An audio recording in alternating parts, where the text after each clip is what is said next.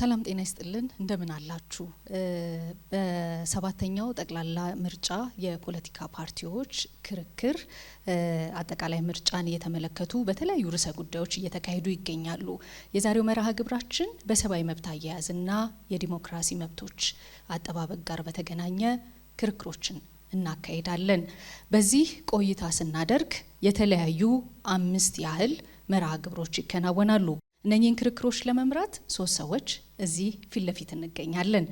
በዳርና ዳር በግራና በቀኝ ማለት ነው አጠገቤ ያሉት መስፍን ሰለሞን፣ እንደዚሁ ደግሞ እሱ ባለው ጋሻው፣ እኔ ደግሞ መሀል ላይ የምገኘው ጸጋ ታሪኩ ቀደም ሲል በጠቀስኩት ርዕሰ ጉዳይ ላይ የሚከራከሩ ፖለቲካ ፓርቲዎችን እኛ የምንጠይቃቸው እርስ በርሳቸው የሚጠያየቁበት እንደዚሁ ደግሞ እዚህ አዳራሽ ውስጥ እንደምትመለከቱት ከተለያዩ የማህበረሰብ ክፍል እና ተቋማት የመጡ ታዳሚዎቻችን የሚጠይቋቸውን ጥያቄዎችና እርስ በርስ የሚጠያየቁበትን ስለራሳቸው የሚገልጹባቸውን እያንዳንዱ ሰዓቶችን በመቆጣጠር የሚያነሷቸውን ሀሳቦች መስመር እንዲይዙ በማድረግ ቆይታ እናደርጋለን።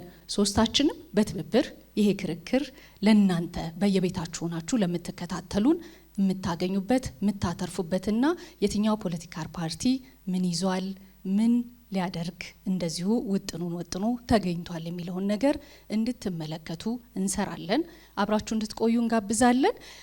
ዋነኛው የምናደርገው ጉዳይ እዚህ የፖለቲካል ፓርቲዎቹ ዛሬ ለክርክር የሚመጡት ወደፊት ወደ መድረክ ይመጡና ግን የትኛው ተከራካሪ የትኛው አትሮኖስ ፊት ይቆማል፣ ማን ተከራካሪ ከማን አጠገብስ በተጠባባቂነት ይቀመጣል የሚለውን ለመወሰን እጣ ያወጡልናል። ፖለቲካ ፓርቲዎችን ወደዚህ እንጋብዛለን።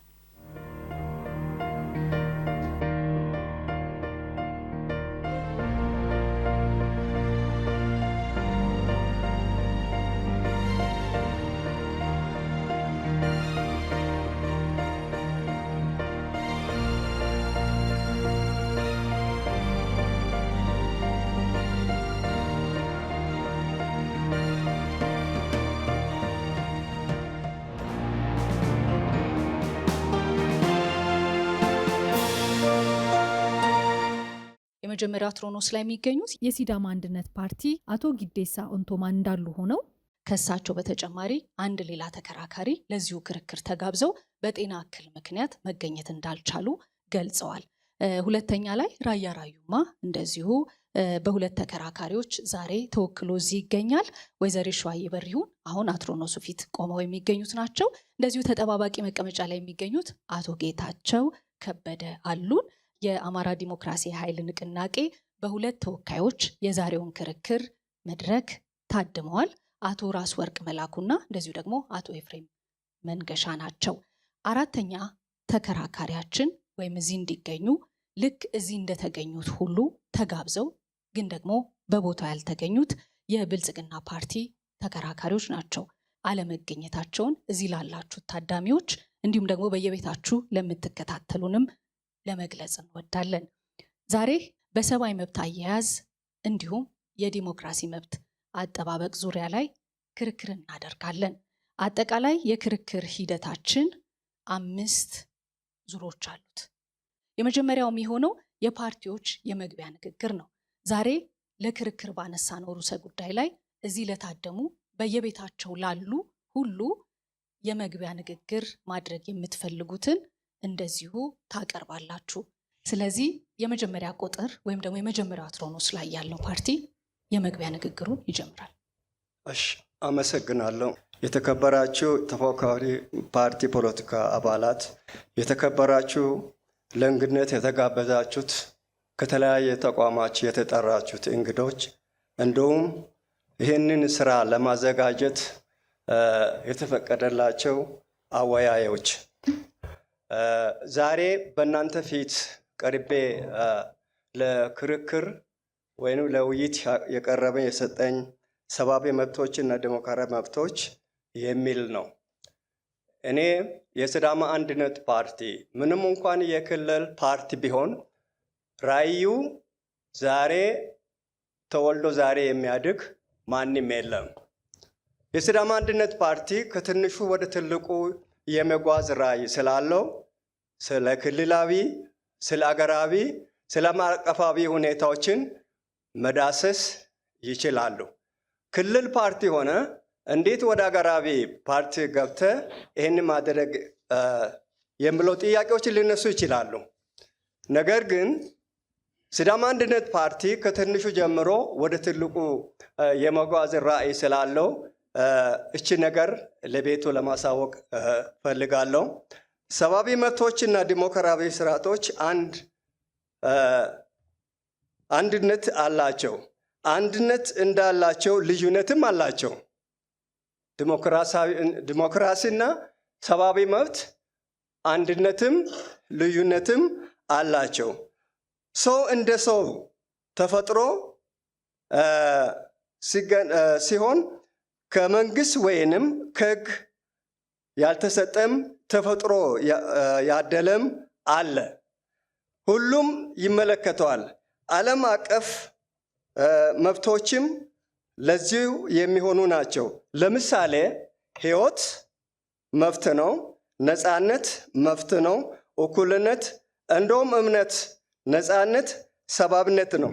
በዲሞክራሲያዊ ስርዓት ውስጥ የዜጎች የሚጠቀሙበት ናቸው።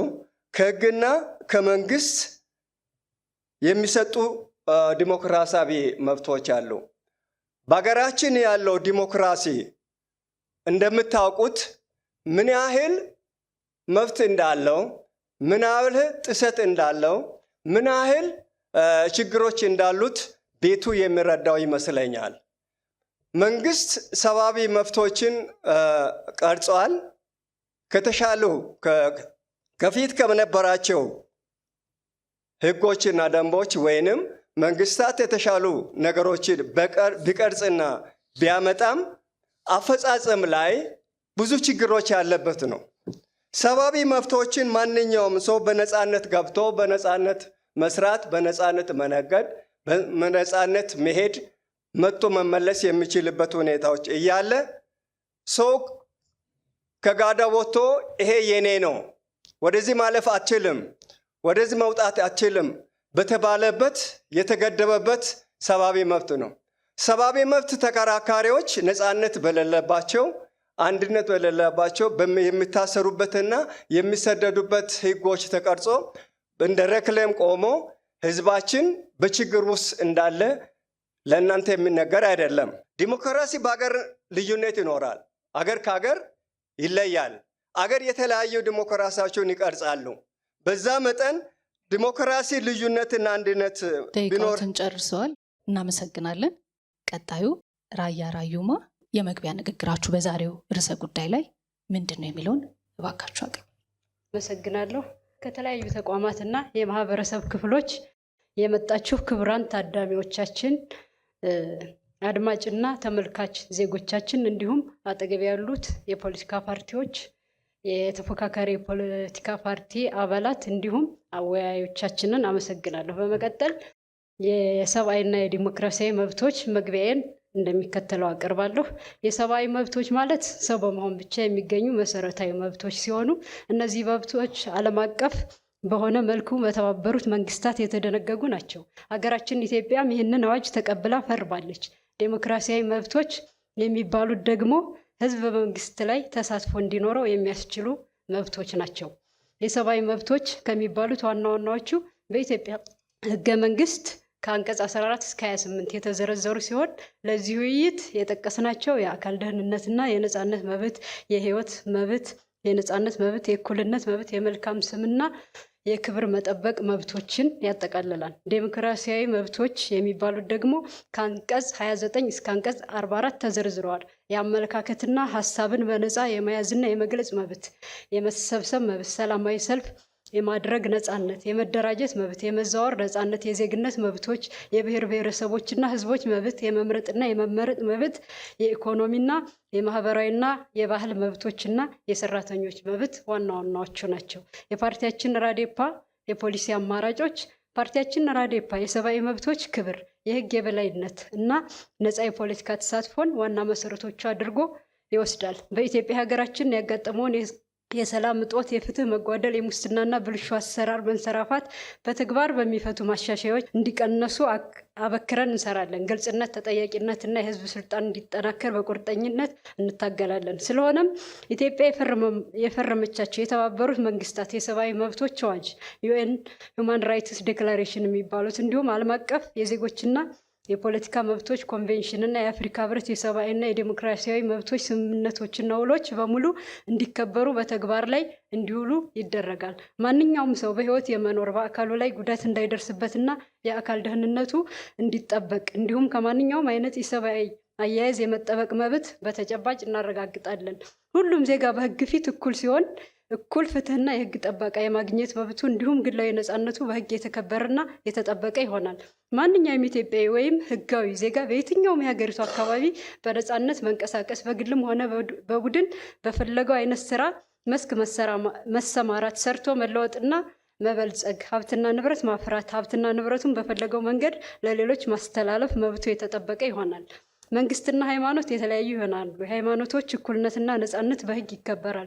ዜጎች የፈለጉትን ሃይማኖት ወይም እምነት የመከተል በነፃነት የመተግበርና የሌሎችን መብት ሳይደፈጥጡ የራሳቸውን እምነት የማካሄድና የማከናወን መብት ይኖራቸዋል። የፕሬስና የመገናኛ ብዙሃን ነፃነት በተግባር ይረጋገጣል። ዜጎች በነፃነት የማሰብ ሀሳባቸውንና አመለካከታቸውን በነፃነት የመግለጽ የመጻፍና የማሰራጨት እንዲሁም ማንኛውም አይነት መረጃ የማግኘት መብት ይኖራቸዋል።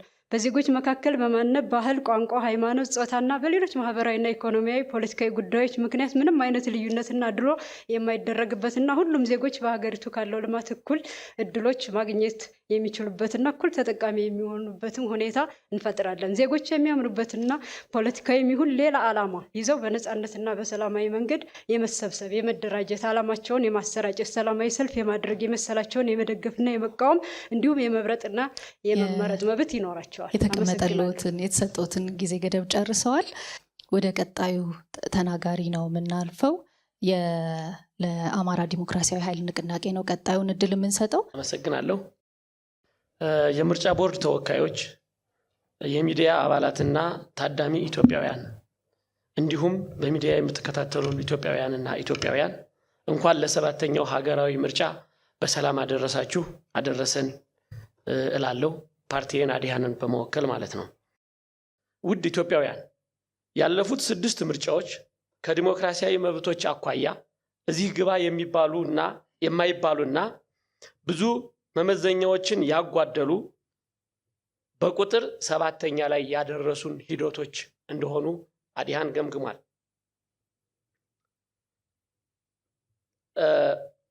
በ6ቱ ምርጫዎች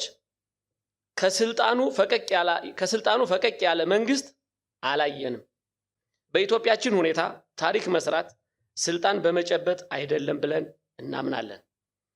ብዙ ስልጣን የጨበጡ ኃይሎች ተፈራርቀውብናልና ታሪክ ለህዝብ ተገዥ በመሆን ስልጣንን ለህዝብ ማስረከብ ነው። ይህም እንደ ትልቅ ታሪክ ሆኖ በኢትዮጵያ ይመዘገባል ብሎ አዲሃን ያምናል።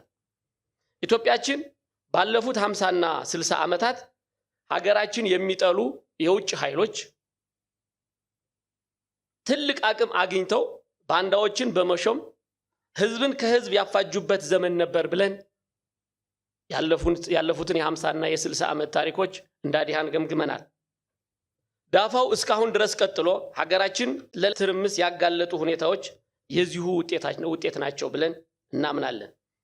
ባለፉት አገዛዝ በተለይም የጥቃት ኢላማ ሆኖ የቆየው የአማራ ህዝብ በህገ መንግስት ደረጃ በጨቋኝነት ተፈርጆ በሀገሩ ተንቀሳቅሶ የመኖርና የመስራት መብቱ ተገድቦ ቆይቷል። አሁንም ቢሆን ሰላማዊ ነው ለማለት አያስችልም። ይባሱን ከአማራ ክልል ውጭ የነበሩ ችግሮቹ ጥቅልል ብለው ወደ ክልሉ ገብተውና ተባብሰው የአማራ ህዝብ በሁሉም መስኮች ችግር ላይ ወድቋል ብሎ የአማራ ዲሞክራሲያዊ ኃይል ንቅናቄ ገምግሟል። እንዲሁም የሴቶችና ህፃናት መብቶች በተመለከተ የጤና፣ የትምህርትና መሰል መብቶች ተገድበው የቆዩበትና ይህን ህዝብ ለማጥቃት በሚመስል መልኩ የትምህርት ስርዓት ሲተገበር ያየነው በእድሜያችን ያለፍንበት እውነታ ሆኖ ገምግመናል።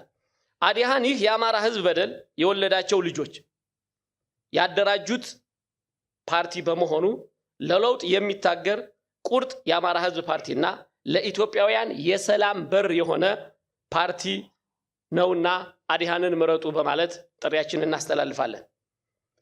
በሀገራችን ለቡድን መብቶች ቅድሚያ የመስጠት መርህ የግለሰቦችን መብት መደፍጠጫ የፖለቲካ ስርዓቱ ነቀርሳ ነው ብሎ አዲሃን ያምናል። በብሔሩ የሚያስብ ማህበረሰብ መገንባት ከጥቅሙ ጉዳቱ አመዝኖ ውጤቱን እያየነው ነው። መጨረሻው ተቧርኖ መባላት መሆኑን አሁን ለኢትዮጵያውያን ጨርሰዋል። እናመሰግናለን። ካነሳችኋቸው ሐሳቦች እዚሁ ፋክት ቼክ ወይም ደግሞ የሀቅ ማረጋገጫ ጋር ተገቢነትን አያይዘን ቀደም ሲል ያነሳችኋቸው የትኛው ላይ ምን የፋክት ቼክ ጉዳዮችን ማጥራት ወይም ደግሞ ድጋሜ መመለስ እንዳለባችሁ ይዘናል። በቀጥታ ለተነሳው ነገር የእርግጠኝነት ምላሽ ትሰጣላችሁ ማለት ነው። ስለዚህ መስፍን ይቀጥል። እሺ እንደተገለጸው በማስረጃ ቢደገፍ ብለን የያዝናቸውን ነገሮች ነው ለእናንተ የምናቀርበው። ሰፋ ያለ ማብራሪያ አያስፈልግም። ማስረጃ ነው የሚያስደግፉልን። በዛ መሰረት አንድ ጥያቄ ጠይቆታለሁ። በ30 ሰከንድ ውስጥ ማስረጃ ያስደግፉልናል እያለን እንቀጥላለን ማለት ነው። የመጀመሪያው በህገ መንግስት ደረጃ አማራ ጨቋኝ ተደርጎ በአማራ ህዝብ ላይ በደል ደርሶበታል ለሚለው አገላለጻችሁ የትኛው የህገ መንግስት ክፍል ነው? ይህንን በማስረጃ ቢያቀርቡልን። የህገ መንግስቱ መግቢያ ላይ በጨቋኝና ተጨቋኝ ትርክት ላይ የተመሰረተ መሆኑን በአግባቡ አስረድተናል። ይህ የህገ መንግስቱን መግቢያ ደግሞ በተግባር ትምክተኛ፣ ነፍጠኛ በተለያየ መንገድ ህገ መንግስቱ እንደዛ የሚል ቃል ተጠቅሟል። ህገ መንግስቱ ላይ ያለ አማራ የሚል ቃል አለ። ጨቋኝና ተጨቋኝነት በኢትዮጵያዊነት አውድ አማራ የሚል ቃል አለ ወይ ህገ መንግስቱ ላይ? እናንተ ስታቀርቡ በህገ መንግስት ደረጃ አማራ ጨቋኝ ተደርጎ በአማራ ህዝብ ላይ በደል ደርሶበታል ብላችሁ ገልጻችኋል። ህገ መንግስቱ ላይ አማራ ተብሎ ጨቋኝ መሆኑን የሚገልጽ የተገለጸ ነገር አለ ወይ?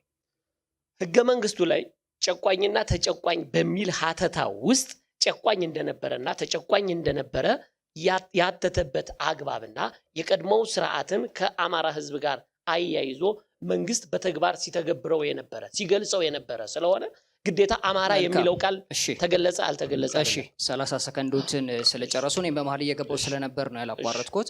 ሌላኛው የገለጻችሁት ነገር የአማራ ህዝብን ለማጥቃት በሚያስችል መልኩ የትምህርት ስርዓቱ ተቀርጿል ስትሉ ገልጻችኋል። ለዚህ ያላችሁ ማስረጃ ምንድነው? እዚህ ያለን ማስረጃ ፋክት ነው፣ እውነት ነው።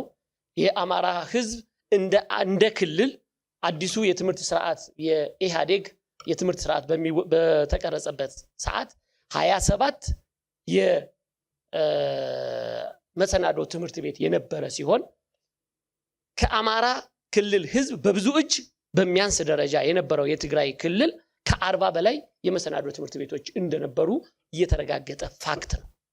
ስለዚህ በመሰናዶ ትምህርት ቤት ማጨናነቅ ምክንያት የአማራ ህዝብ የተጎዳበት ስርዓት ነው። በሰብአዊ መብት አያያዝና በዲሞክራሲ መብቶች ዙሪያ የተመለከተ የመግቢያ ንግግራቸውን ቀደም ሲል ሰምተናል። የመጀመሪያውን ዙር ጨርሰናል።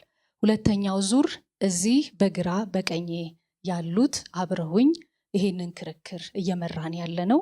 ሁለቱ ባልደረቦቼን ጨምሮ እኔ ጥያቄዎች ይኖሩናል። ለአንድ ፓርቲ አንድ ጥያቄ እንጠይቃለን።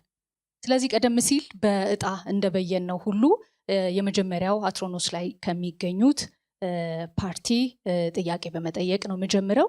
የሲዳማ አንድነት ፓርቲ በፕሮግራማችሁ የነዋሪዎች መብቶችን እንደምታከብሩ ገልጻችኋል፣ በግልጽ ተቀምጧል።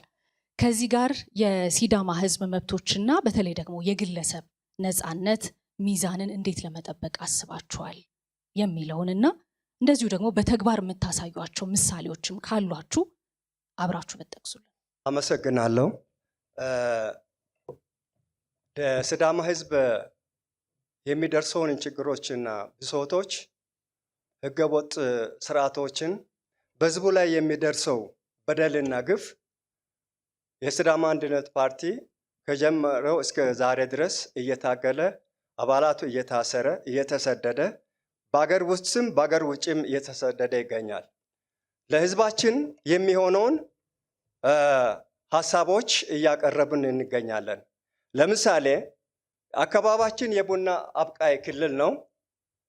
ይህ ቡና አብቃይ አርሶ አደር የሰራውን ቡናውን በትክክል በገበያ አቅርቦ ገበያ ባወጣው መንገድ ውጤት ሊያገኝ አይችልም። ሁለተኛ የመንግስት ሰራተኞች በደል ይፈጸምባቸዋል በክልላችን ሆነ በሀገራችን። ላቋርጦት ነው ጥያቄያችን። ይሄ ፓርቲ ማለት ነው የሌሎችን ነው። ልደግመው እችላለሁ በድጋሚ ከጥያቄው ስለወጡብኝ ነው መመልሶት። በፕሮግራማችሁ ላይ የነዋሪዎች መብቶችን እንደምታከብሩ በግልጽ አስቀምጣችኋል። ያንን መነሻ በማድረግ ነው ይህን ጥያቄ የምናነሳው። ከዚህ ጋር የሲዳማ ህዝብ መብቶችንና የግለሰብ ነፃነት ሚዛንን እንዴት ነው ለመጠበቅ ያሰባችሁት የሚለውን ላይ ትኩረት ያድርጉልን። ኦኬ፣ አመሰግናለሁ። የሲዳማ ህዝብ ላይ የሚሰራውን ግፍ ማለትም የግለሰብም የቡድንም በሃይማኖት ላይ የሚደርሰው በመንግስት ሰራተኞች ላይ የሚደርሰው እና ሌሎችም የሚደርሰው በደሎችን እስከ ዛሬ ድረስ እየተከራከረ እየተሰደነ ያለ ለህዝባችን እየሰራ የሚገኝ ፓርቲ ነው። በክልላችን የተለያየ ብሔረሰቦች አሉ። የብሔረሰቦችን ጥያቄ ሁሉም አንድ ላይ አንድ በመሆኑ ለአንዱ የደረሰው ለብዙሃኑ እንደሚደርስ ለአንዱ ነፃነት የሁሉም ነፃነት በመሆኑ ነፃነታቸው ተከብሮ እምነታቸው ተከብሮ አካባቢው ላይ ህብረተሰቡን በአንድነት የመኖር መብት እንዲኖራቸው ሲዳማ አንድነት ፓርቲ እያደረገ ይገኛል።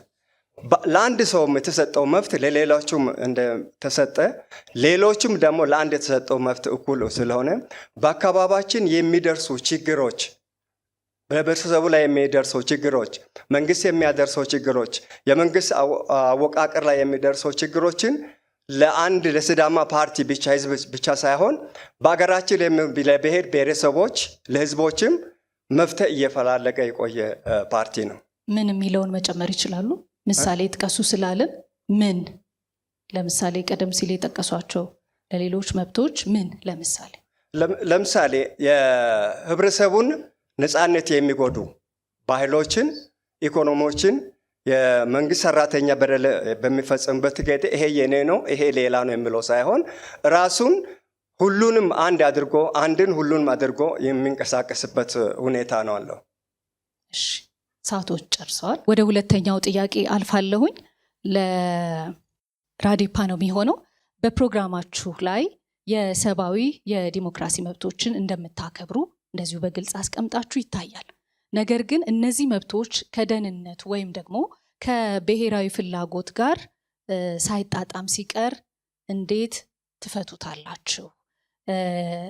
የሚመራችሁ ግልጽ የሆነ መርህስ አላችሁ ወይ የሚለው ጥያቄያችን ነው። የራያ ራዩማ ዲሞክራሲያዊ ፓርቲ የሰብአዊና ዲሞክራሲያዊ መብቶች የማስከበር ተቀዳሚ ተግባሩ አድርጎ ነው የሚነሳው። መብት ማስከበር ግዴታም እንደሆነ፣ ስለዚህ መብት ካልተከበረ ልማት አይኖርም፣ መብት ካልተከበረ ህልውና አይረጋገጥም ብሎ የሚያምን ተራማጅ ፓርቲ ነው። ስለዚህ እነዚህ ሰብአዊና ዲሞክራሲያዊ መብቶች ሰው በመሆናችን የሚሰጡን ቅድም ባልደረባዬ በሚገባ እንደገለጸችው በሰላም የመኖር መብት፣ የህይወት መብት፣ የነፃነት መብት እንዲሁም የመሰብሰብ ማህበር የመደራጀት እነዚህ የመሳሰሉት ፓርቲ የመመስረት ሁሉ በሰላማዊና በሚገባ እንዲከበሩ ይሰራል።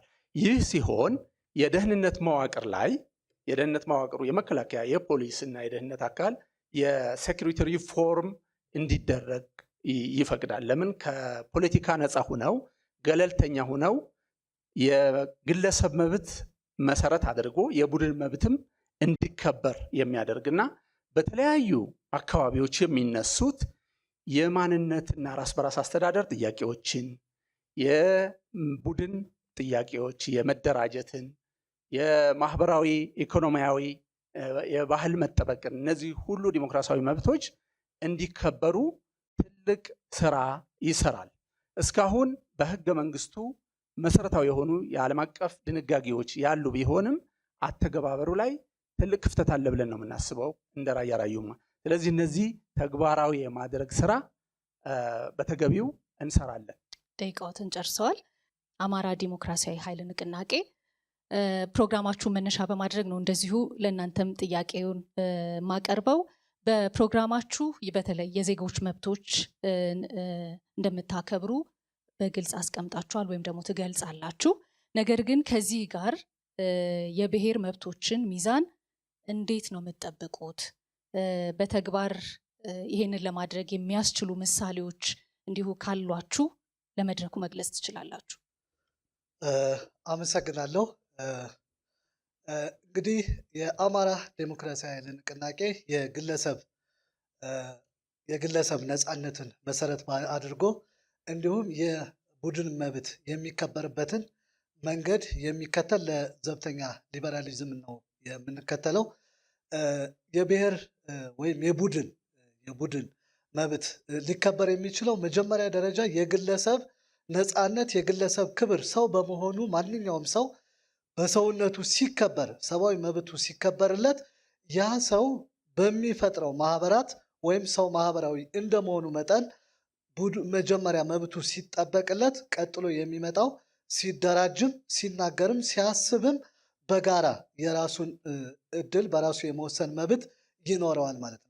የብሔር ብሔረሰቦችን አወቃቀር ወይም አደረጃጀት መብት የሚከበረው የግለሰቡ ሲከበርለት፣ በዛ ግለሰቦች ሲከበሩ ማህበራትም ይከበራሉ። እንደ አዲሃን የግለሰብ ነፃነትን ያማከለ ማዕከል ያደረገ የፌዴራሊዝም መዋቅር ሲዘረጋ የአማራ ችግርም ሆነ አጠቃላይ የኢትዮጵያ ሕዝብ እኩል ነፃነቱና መብቱ ሰብአዊ ልዕልናው ሊከበርለት የሚችል ስርዓት የሚሆነው በዚህ ነው። እዛ ላይ የሚያስቀምጥ ነው ምንድነው?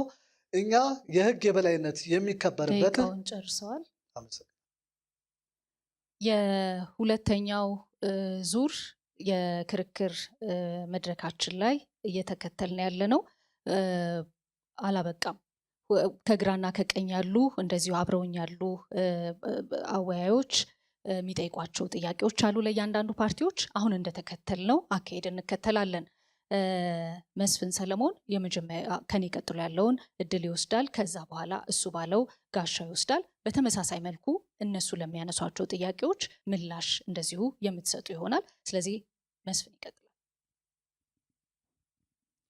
እሺ፣ የመጀመሪያው ጥያቄ የሚሆነው በቅደም ተከተሉ መሰረት ለሲዳማ አንድነት ፓርቲ ነው።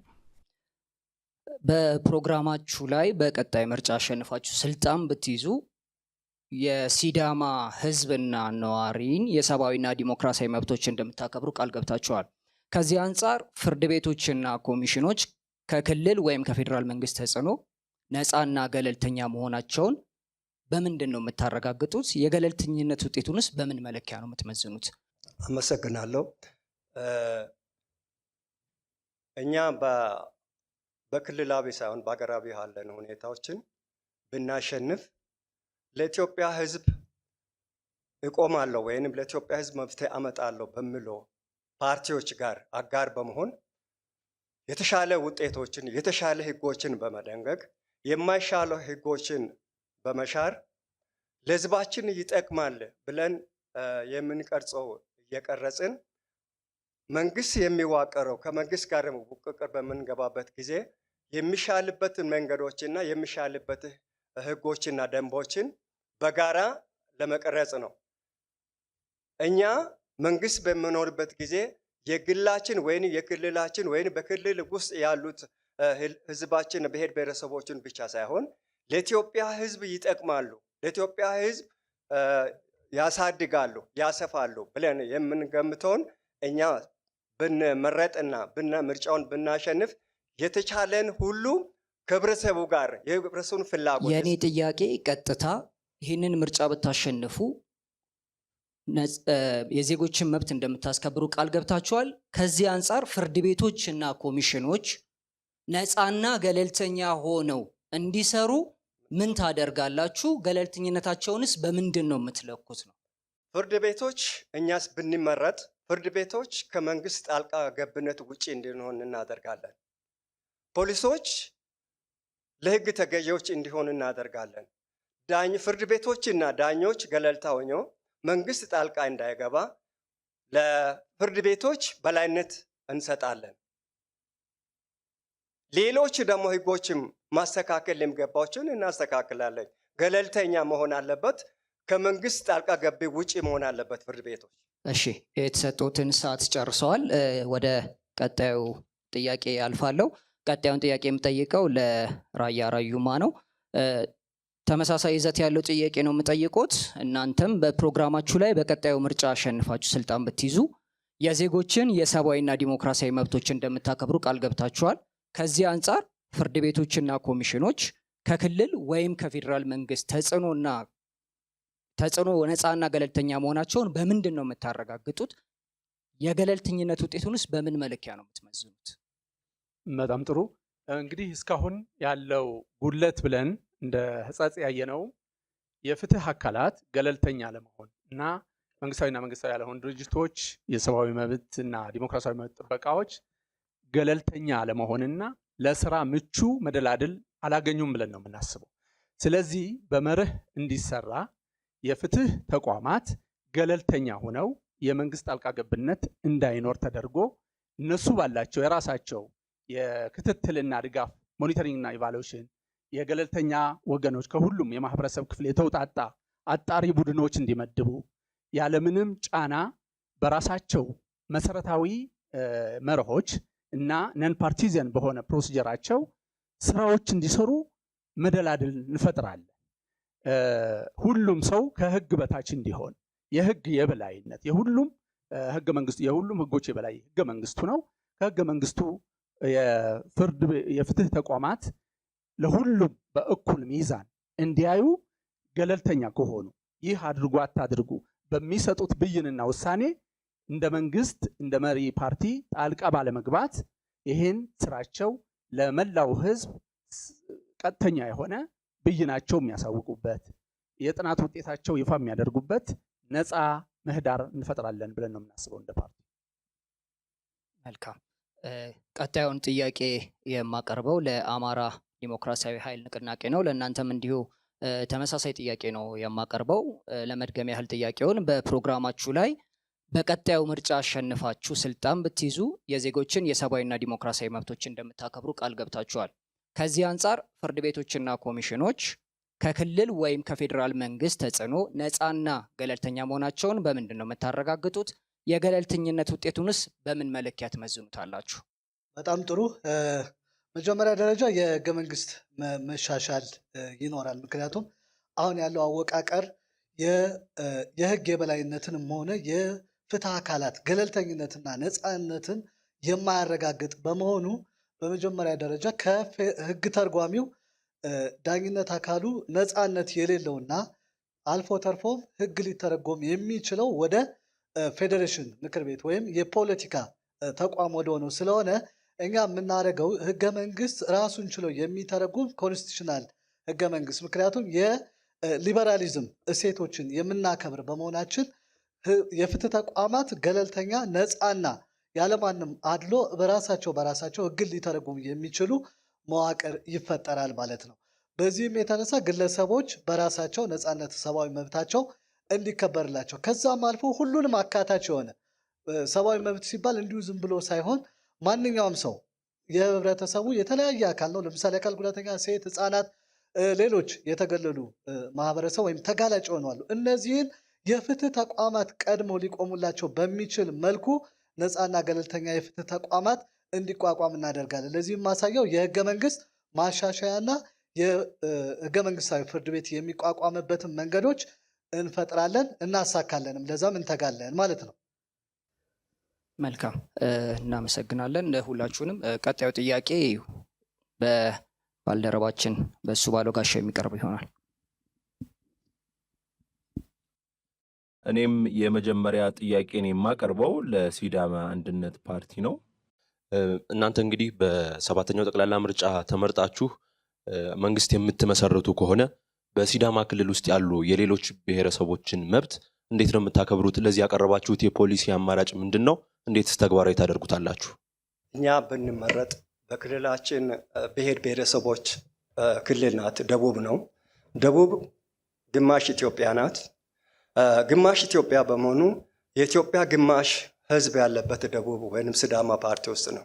ሲዳማ የተለያየ ብሔር ብሔረሰቦችና ህዝቦች የተከማቸ እኛ ብንመረጥ እያንዳንዱ ዜጋ በነፃነት የእምነት እኩልነት፣ የመስራት እኩልነት፣ የመኖር እኩልነት፣ የመገንባት እኩልነት ነፃ ሆኖ እንዲኖርና ነፃ ሀብት እንዲያፈራ እናደርጋለን።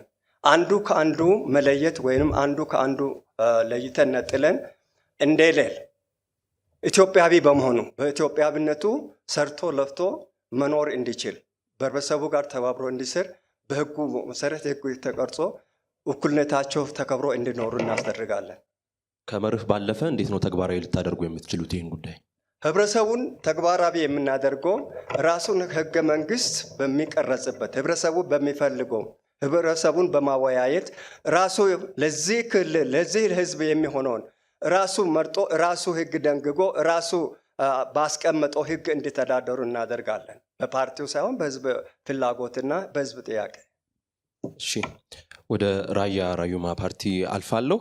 በፕሮግራማችሁ መሰረት መንግስት መመስረት የሚያስችል ድምፅ የምታገኙ ከሆነ የዜጎችን የሰብአዊና ዲሞክራሲያዊ መብቶችን እንደምታከብሩ በግልጽ አስቀምጣችኋል። ነገር ግን እነዚህ መብቶች ከብሔር መብቶች ጋር ያላቸው ትስስር እንዴት ነው የሚሆነው? ሚዛኑን እንዴት ነው የምታስጠብቁት? የፖሊሲ አማራጭ ሀሳባችሁስ በዚህ ጉዳይ ላይ ምንድን ነው? የራያ ራዩማ ዲሞክራሲያዊ ፓርቲ የሰብአዊና ዲሞክራሲያዊ መብቶች መከበር ላይ በዚህ ላይ ያው ግልጽ የሆነ አቋም አለው። ለምን ያው እስካሁንም በዘመናት ላለፉ ዘመናት የኢጋሊታሪያኒዝም የእኩልነት ሀሳብ ሲያራምድ ለብዙ የኢትዮጵያ ብሔረሰቦች የማንቂያ ደወል የደወለ ፋና ወጊ የብሔር እኩልነት አጼዎቹና ገዢዎቹ በወቅቱ የነበረው ሂደት ሁሉ ተቃውሞ ለብዙ አሁን እንዳለመታደል ሆኖ የወያኔ ታሪክ ወስደው ህወሓቶች ብዙ ነገር አደረጉት እንጂ ያልበገር ባይነት ጭቆናን አልችልም ባይነት ነው። በዚህ ተሞክሮው ለሁሉም ብሔሮች እና ብሔረሰቦች ያላቸውን በዞረ ድምር የመጡት ያልተመለሱ ጥያቄዎች በመጀመሪያ እንዲመለሱ ያደርጋል። ዲሞክራቲክ ፌዴራሊዝም ይከተላል። የሚከተለው ዲሞክራቲክ ፌዴራሊዝም ነው። ለምን? የሶሻል ዲሞክራሲ ርዕዮተ ዓለም ነው የሚከተለው። ፍትህና ወደ ነጥቡ እንዲመጡልኝ የግለሰቦችን ዲሞክራሲና ሰብአዊ መብቶችን ከማክበር ጋር የብሔር መብቶችን ሚዛን እንዴት ነው የምታስጠብቁት? ሁለቱን አንድ ላይ እንዴት ነው የምታስኬዱት ወደሚለው ብናተኩር። በጣም ጥሩ። ያው የግለሰብ መብት መሰረት አድርጎ የቡድን መብት ያከብራል ብለናል። የቡድን መብት ነው የብሔረሰቦች መብት። እንደ ቡድን እኛ እንዲህ አይነት ፍላጎት አለን፣ እንዲህ ተብለን እንድንሰየም እንፈልጋለን ተብሎ የሚያነሱት ጥያቄዎች አሉ። ከነዚህ ጥያቄዎች መሰረታዊ የሆኑና ሀገር የሚያውቀው የራያ ራዩማ ጥያቄ ነው። ስለዚህ ሰብአዊ መብት ሳይሸራረፍ በግለሰብ መብት መሰረት ያደረገ የቡድን መብት እውን እንዲሆን ጥያቄ ተመልሶ በሀገራዊነት በኢትዮጵያዊነት ማዕቀፍ እንዲሄድ እናደርጋለን። ለዚህም አከላለሉም ጀምሮ በስነ ልቦና፣ በጂኦግራፊ፣ በታሪክ በእነዚህ ሁሉ የተደረገ አከላለል አድርገን ነፃ ዝውውርም እንዲፈቀድ እናደርጋለን። የታገተ የአንዱ ብቻ እንዲሆን የሚያስችል ክልል አንመሰርትም። የነፃ ዝውውር መብት ዲሞክራሲያዊ መብት እውን እንዲሆን እናደርጋለን። እናመሰግናለን። ሰዓቶትን ጨርሰዋል። ወደ አማራ ዲሞክራሲ ኃይል ንቅናቄ አልፋለሁ። ለእናንተም ተመሳሳይ አይነት ጥያቄ ነው የሚኖረኝ። አንድን ብሔር ወይም ማህበረሰብ ስትወክሉ ወይ መንግስት በመሰረታችሁበት ጊዜ ያንን ማህበረሰብ ትወክላላችሁ። በዛ ውስጥ ያሉ ሌሎች ቡድኖችን መብቶችን እንዴት ነው የምታስጠብቁት? የፖሊሲ አማራጫችሁ ምን ይላል? እንዴት ተግባራዊ ታደርጉታላችሁ? በጣም አመሰግናለሁ። በመጀመሪያ ደረጃ የግለሰብ መብት ሲከበር የመደራጀት ወይም የቡድን መብት ይከበራል። ማንም ሰው መጀመሪያ የሚወደው ራሱን ነው። የራሱ መብት፣ የራሱ ፍላጎት፣ የራሱ ሰርቶ የመኖር መብት ከተጠበቀለት ያን የራሱ መብት ለመጠበቅ የሌሎችንም ፍላጎትና መብት ያከብራል ማለት ነው። ማንኛውም እኛ የምንከተለው ያው የኢንዲቪጁዋል ሊበራሊቲ ወይም የግል ነፃነትን በአስከበረ መልኩ ሌሎች ማህበራዊ ፍትህ የሚረጋገጥበትን መንገድ የምንፈልግበት ነው። ስለዚህ የቡድን መብቶች ሊከበሩ የሚችለው ቅድሚያ ሰው ራሱን ሲያከብር ራሱን ፍላጎትና ምኞቱን በሚያሳካበት መልኩ የሌሎች መብቶችም በዛ መካከል ይከበራል። ለምሳሌ የኛ ዓላማ ኢኳል ኦፖርቹኒቲ ብቻ አይደለም። እኩልነት፣ እኩል እድል መስጠት ብቻ ያን ፍትህ ላያረጋግጥ ይችላል። እኩል እድል ከመስጠት ባሻገር ደግሞ እኩል ተጠቃሚነትን ሊያረጋግጡ የሚችሉ መንግስት ብንመሰረት ያን ሊያሳካ የሚችል ስርዓት ይዘረጋል። የቡድን መብቶችን የሚከበሩበት የግለሰብ መብቶችን ደግሞ የበላይነት ወይም ከፍ ያለ ልዕልና አድርገነው ግን ሰዎች ራሳቸው ሲከበርላቸው የሌሎች መብትም ይከበራል። ምክንያቱም ወርቃማው ህግ ምንድን ነው? እኔ የራሴን ካከበርኩ ሌላውን ይከበራል ማለት ነው። ማንም ሰው ራሱን ካከበረ ሌሎቹን ስለሚያከብር፣ ስለዚህ በግለሰብ ነፃነት ውስጥ የቡድን የማህበራዊ ዋስትና ወይም የማህበራዊ ተጠቃሚነት እኩልነት ይረጋገጣል ማለት ነው። እናመሰግናለን ሁላችሁንም። አጠቃላይ 5 ዙሮች የሚኖረው ይህ የዛሬው ክርክር 2 ዙሮቹን አጠናቋል። ወደ ቀጣዩ ነው የምንሄደው። በዚህኛው ዙር የምናደርገው እዚህ አዳራሽ ውስጥ ስቱዲዮ ውስጥ የሚገኙ ከተለያዩ ተቋማት እንደዚሁ ደግሞ ወክለው የመጡ ጠያቂዎች አሉ። ስለዚህ የምናደርገው ወደ ታዳሚዎች እንዞራለን፣ ጥያቄዎችን እንቀበላለን። በመጀመሪያ ደረጃ ስለመጣችሁ እጅግ በጣም እናመሰግናለን። ስለዚህ የመጀመሪያ ጥያቄ እንቀበላለን ከእናንተ ማለት ነው። ከዛ እንደዚሁ ደግሞ ከፓርቲዎቹ ምላሽ እንወስዳለን ማለት ነው። እድሎችን በመስጠት ልጀምር። እሺ እሺ፣ ከዚህ አንድ እዛ መሀል ያለው ወንድሜ፣ ከዛ እያለን ደግሞ እንቀጥላለን። እሺ፣ የዲሃን ልጠይቅ። እናንተ ስትደራጁ በብሔር ነው የተደራጃችሁት፣ ግን መጀመሪያ የምናከብረው ኢንዲቪዥዋል ራይት ነው እያላችሁ ነው። ለምን መጀመሪያ እናንተ ስትደራጁ እንደዛ አልሆናችሁም? መጀመሪያ እኮ ራሳችሁ አማራንን ብላችሁ ለይታችኋል። ሶ በብሔር ተደራጃችሁ አሁን ያለውን የብሔር እንትን ወይም ደግሞ የግለሰቡን መብት ነው የምናስቀድመው የምትል ከሆነ ተግባራዊ ለምን አታረጉትም? በእናንተ በመጀመሪያ ማለት ነው። አማራም ቡድን ነው፣ ኦርቶዶክስም ቡድን ነው። ስለዚህ ለቡድንን እየተከራከራችሁ ግን ደግሞ ታንኪዩ በቃ ለተጠየቁት ፓርቲ ምላሽ እንዲሰጡ እንደዚሁ እናስመልስና ከዛ ደግሞ ጥያቄዎች እንቀበላለን። እሺ፣ አመሰግናለሁ። ያቀረቡት ጥያቄ በጣም ትክክለኛ ጥያቄ ነው፣ ተገቢ ጥያቄ ነው። ይሄንን ጥያቄ እንደ አዲሃን የብዙ አባላቱም ጥያቄ ነው። ስለዚህ አዲሃን ይሄንን በደንብ ያየው የገመገመው፣ ነገር ግን የአማራ ዲሞክራሲያዊ ኃይል ንቅናቄ እንደ በብሔር የተደራጀበት መሰረታዊ ምክንያት ከአደረጃጀቱ ጀምሮ የአማራ ዲሞክራሲያዊ ኃይል ንቅናቄ 2002 ዓመተ ምህረት ነው የተደራጀው። በትጥቅ ትግል ነው የተደራጀው። ይህም የሆነበት ምክንያት እሾህን በሾህ እንዲሉ አበው የአማራን ህዝብ ነጥሎ የሚያጠቃ ኃይል የተፈጠረበት ወቅት በመሆኑ በተለይ ህወሓት አማራን በአማራነቱ ከማጥቃት አልፎ በኦርቶዶክስነቱም አብዛኛውን ለማጥቃት በሚሄድበት መንገድ እያጠቃ የነበረበት ስለነበረ ይሄንን ጥቃት ለመከላከል ያደረግነው አደረጃጀት እንጂ መሰረታዊ ሂሳቤውና ግቡ የሰው ልጅ መብቱ ሊከበር የሚችለው የግለሰብ መብቶች ሲከበሩ ነው የሚል እምነት ስላለን ወደፊት ወደ ኢትዮጵያዊነት የምንሸጋገርበት መንገድ ይኖራል ማለት ነው። ከሰባተኛው ምርጫ ልምድ ወስደን በቀጣይ ሁሉንም ኢትዮጵያውያን የሚያሳትፍ የፖለቲካ ፓርቲ እናደራጃለን። በማስረጃ ቢደገፍ ብለን የያዝነው ነገር ህወሓት የአማራ ህዝብና ኦርቶዶክስን አንድ አድርጎ በመውሰድ በሚል ለገለጻችሁት ጉዳይ ያላችሁን ማስረጃ ብታስደግፉልን። ይህም በማስረጃ የአማራ ህዝብ ነፍጠኛ፣ ትምክህተኛ፣ ጨቋኝ እየተባለ የቅድሙ ጋር የተያዘ ነው። የቅድሙ ጥያቄ ጋር የተያዘ ነው። ጨቋኝ እያለ ህወሓትና ኢህአዴግ በተለያዩ መድረኮች በተለይ ድህረ 97 ምርጫ በፋክት ደረጃ በቅስቀሳ ደረጃ አስቀምጦ ሲቀሰቅስበት የነበረና በዚህም የአማራ ህዝብ ሰለባ የነበረበት ሁኔታ ነው የነበረ። እናመሰግናለን። ወደ ቀጣዩ ጠያቂ ነው የምናልፈው። እባክዎትን መቀጠል ይችላሉ። ወደ ፊት ይመጡልናል። ጥያቄ ለራዲፓል አድርገውና ለህጎች መከበር ትልቅ ቦታ እንደምትሰጡ ቅድም ስታነሱ ነበርና ለህጎች መከበርም መጣስም ዋና ቦታ ወይም ትልቅ ድርሻ ያለው ህገ መንግስቱ ነውና ከህገ መንግስቱ ጋር ያላችሁ ሁኔታ እንዴት ነው? አሁን ካለው ህገ መንግስት ጋር እንዲሻሻል ወይም እንዲቀየር እንዲሁም ደግሞ ባለው ነው ወይ የምትቀጥሉት የሚለውን ከነዚህ መሀል ደግሞ እንዲሻሻል የምትመርጡ ከሆነ ደግሞ ምን ላይ ያተኮራችሁ እንደምትሰሩና በአጠቃላይ ህገ መንግስት ላይ ያላችሁን አቋም እንድትገልጹልን እንፈልጋለሁ። አመሰግናለሁ። እናመሰግናለን። በጣም ምላሽ እንደዚሁ እንቀበላለን። አመሰግናለሁ። ህገ መንግስቱን እንደኛ እንደ ራዴፓ አቋም የሚሻሻሉ የህገ መንግስት ፓርቶች አሉ የለየናቸው። አብዛኛውን ግን እንቀበላለን። ህገ መንግስቱን በሰብአዊና በዲሞክራሲያዊ መብቶች ዙሪያ ለምሳሌ ሀገሪቱ ላይ ብዙ ችግሮች የሚፈጥር የህገ መንግስቱ ፓርት አለ።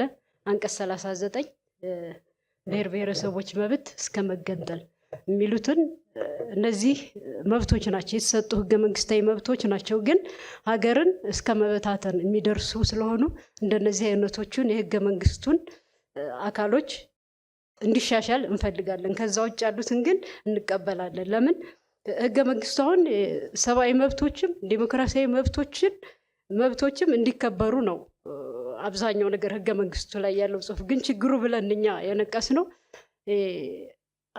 ትግበራ ላይ ነው። ህገ መንግስቶቹ አይተገበሩም። ህገ መንግስቱ ላይ ያለውም የዓለም አቀፋዊ ህጎች ላይ ኢትዮጵያ የተቀበለች የፈረመቻቸው ህጎችም ሁሉም አብዛኞቹ አይተገበሩም። እነሱ ላይ ነው ችግሩ። እኛ እነዛን ህጎች የፈረምናቸውንም ሆነ በህገ መንግስቱ ላይ ያሉትን የሰብአዊና የዲሞክራሲያዊ መብትን የተመለከቱ ህጎችን ተግባራዊ ለማድረግ እንሰራለን። ከዛም በተጨማሪ ደግሞ ይሄ ህገ መንግስቱ ተግባራዊ ሲሆን ተቋሞች እነዚህ የህገ መንግስት እና የሰብአዊ መብት ተቋሞች ነፃና ገለልተኛ እንዲሆኑ እናደርጋለን። እነዛን የማድረጊያ ደግሞ የማስፈጸሚያ የራሳችን የሆኑ ስትራቴጂዎች አሉን። እነዛን በመጠቀም የሰብአዊና ዲሞክራሲያዊ ተቋማት ገለልተኛ ሆነው እንዲሰሩና የዜጎች ሰብአዊና ዲሞክራሲያዊ መብታቸው እንዲከበር ህገ መንግስቱን ማሻሻል ያለብንን አሻሽለን መያዝ ያለብንን ይዘን እንቀጥላለን። እናመሰግናለን። ወደ ቀጣዩ ጥያቄ እንደዚሁ እናልፋለን። አመሰግናለሁ። የኔ ጥያቄ ምንድነው? የዓለም አቀፍ የሰብአዊ መብት ህጎች፣ ድንጋጌዎች፣ ስምምነቶችና ልማዶች እንደሚያመላክቱት ከሆነ ሰብአዊ መብቶች በተለያዩ ትውልዶች ያለፈ የመብት አይነት ነው። አሁን 3ኛው ትውልድ ላይ ደርሷል። ስለዚህ የመጀመሪያው የሲቪልና ፖለቲካ ራይት ነው። ሁለተኛው የኢኮኖሚ ሶሻል እና ካልቸራል ራይት ነው። ሶስተኛው ደግሞ የቡድን ራይት ነው። ስለዚህ የሀገራችን መንግስት እስካሁን ድረስ እነዚህ ራይቶችን ለማስጠበቅ የሞከረበት ሁኔታ አለ፣ ጉድለቶችም አለ። ጉድለቶችን ለማስተካከል ምን ስራ ለመስራት አስባቸዋል? ጥያቄ ለራዩማ ፓርቲ ነው። ምክንያቱም የግሩፕ ራይት ሲባል አሁን የግሩፕ ራይት ማለት በዓለም አቀፍ የሰብአዊ መብቶች ድንጋጌ መሰረት የግለሰብ መብቶች በአንድ ግሩፕ ውስጥ እንዳይጣሱ የመብት የሚያሰጥ ራይት ማለት ነው እንጂ የግለሰብ መብትና የግሩፕ መብት ለብቻ ተነጣጥሎ የሚታይ ሳይሆን የግለሰብ መብቶች እንዳይጣሱ ማድረግ ነው። ለምሳሌ ትልልቅ ብሔሮች አንድ ቦታ ላይ ይኖራሉ። ራዩማ የሚባል አካባቢ አማራ፣ ትግሬ፣ ኦሮሞ ቢኖር የእነሱ መብቶች ለማስጠበቅ ምን ለማድረግ አስባቸዋል?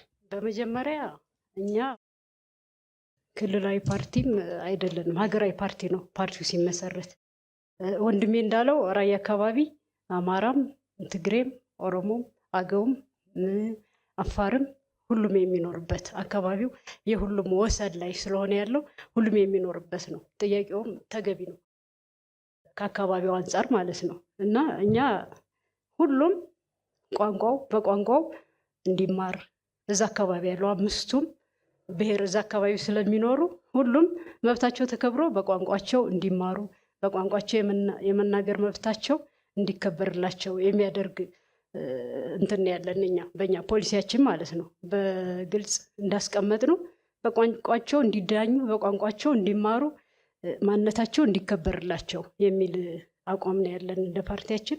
በተረፈው ወንድሜም ማብራራት ይችላል። እሺ፣ አመሰግናለሁ። እህቴ በደንብ ባስቀምጠዋለች።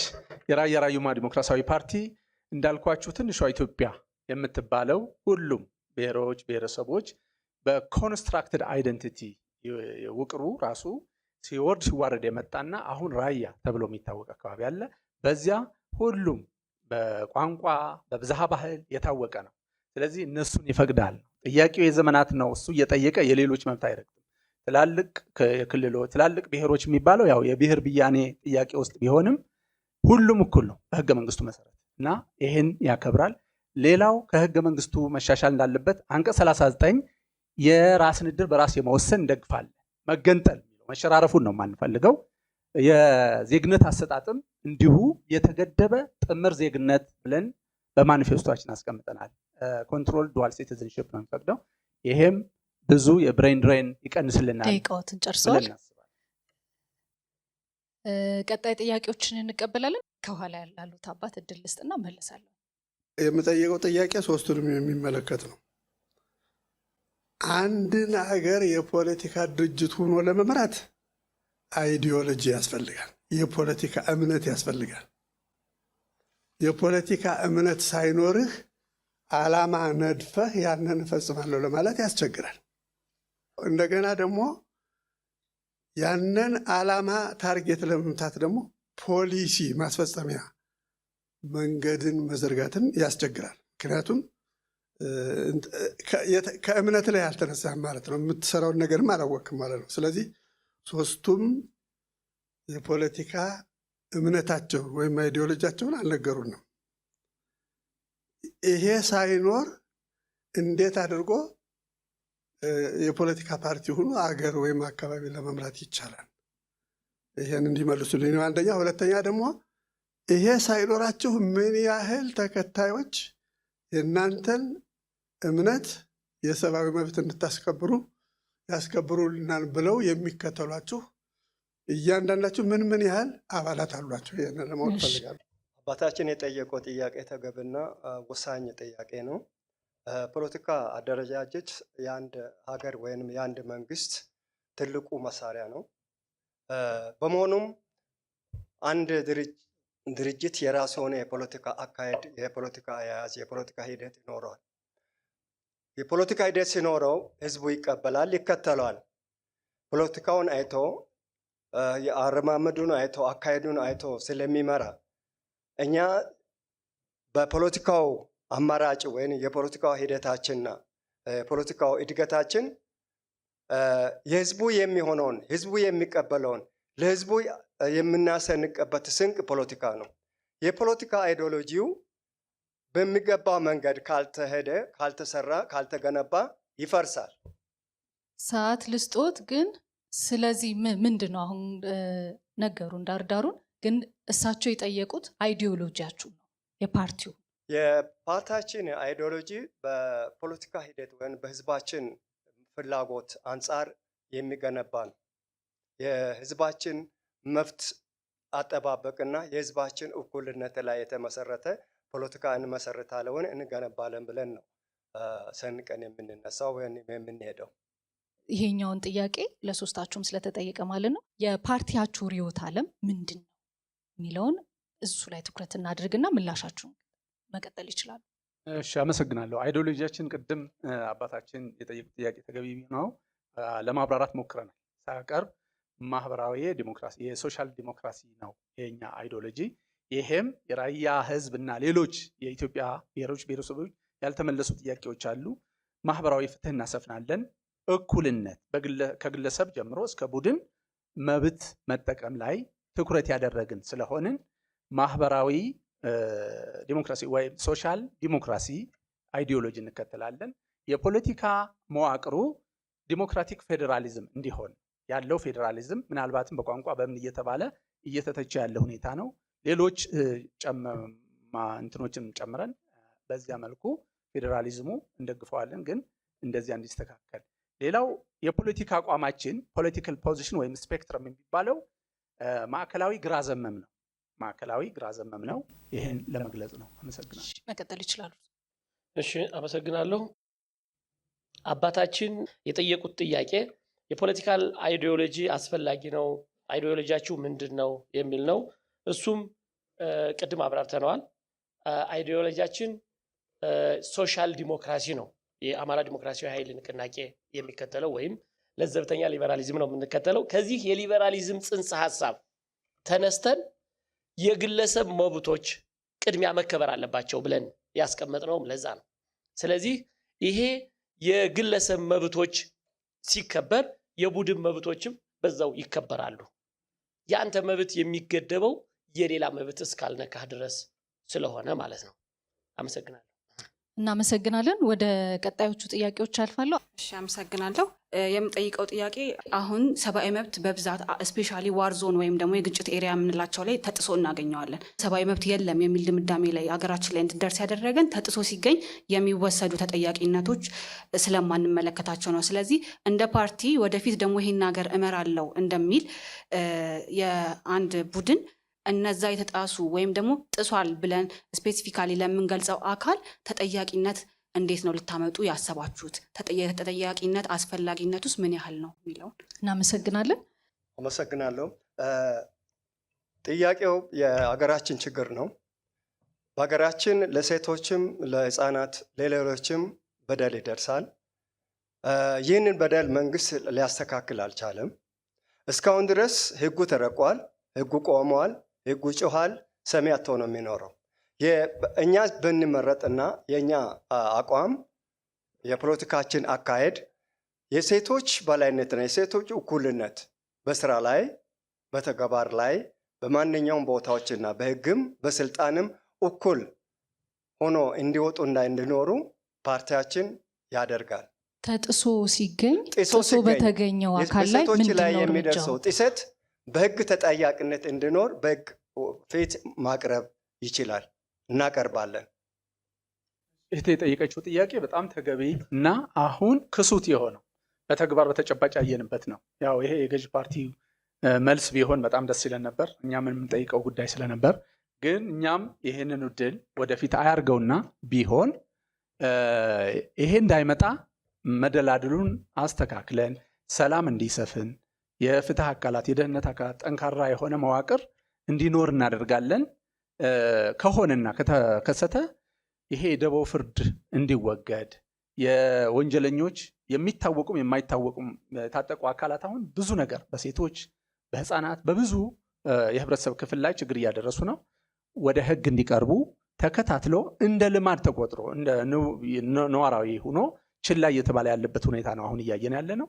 ይህ እንዳይሆን የህግ የበላይነት እንዲከበር እናደርጋለን። ለዚህ እኛ ምሳሌዎች ነን። እዚያ የሰሜኑ ክፍል ሰለባው እኔ በጣም ላይቭ የሆነ ኤግዘምፕለሪ ኤግዘምፕል ነኝ ብዬ ነው የማስበው። ወላጅ እናቴን አልቀበርኩም፣ ታላቅ ወንድሜን አልቀበርኩም። በዚህ ጉዳይ የነፃ ያው የህክምና ጉዳይ ሳያገኙ ነው የሞቱት። የእንቅስቃሴ ነፃነትም ስላልነበረ በቦታው መንቀሳቀስ አልቻልኩም፣ በዚሁ በፖለቲካው አመለካከት። ስለዚህ ይሄ ጉዳይ እንዳይኖር አበክረን እንሰራለን።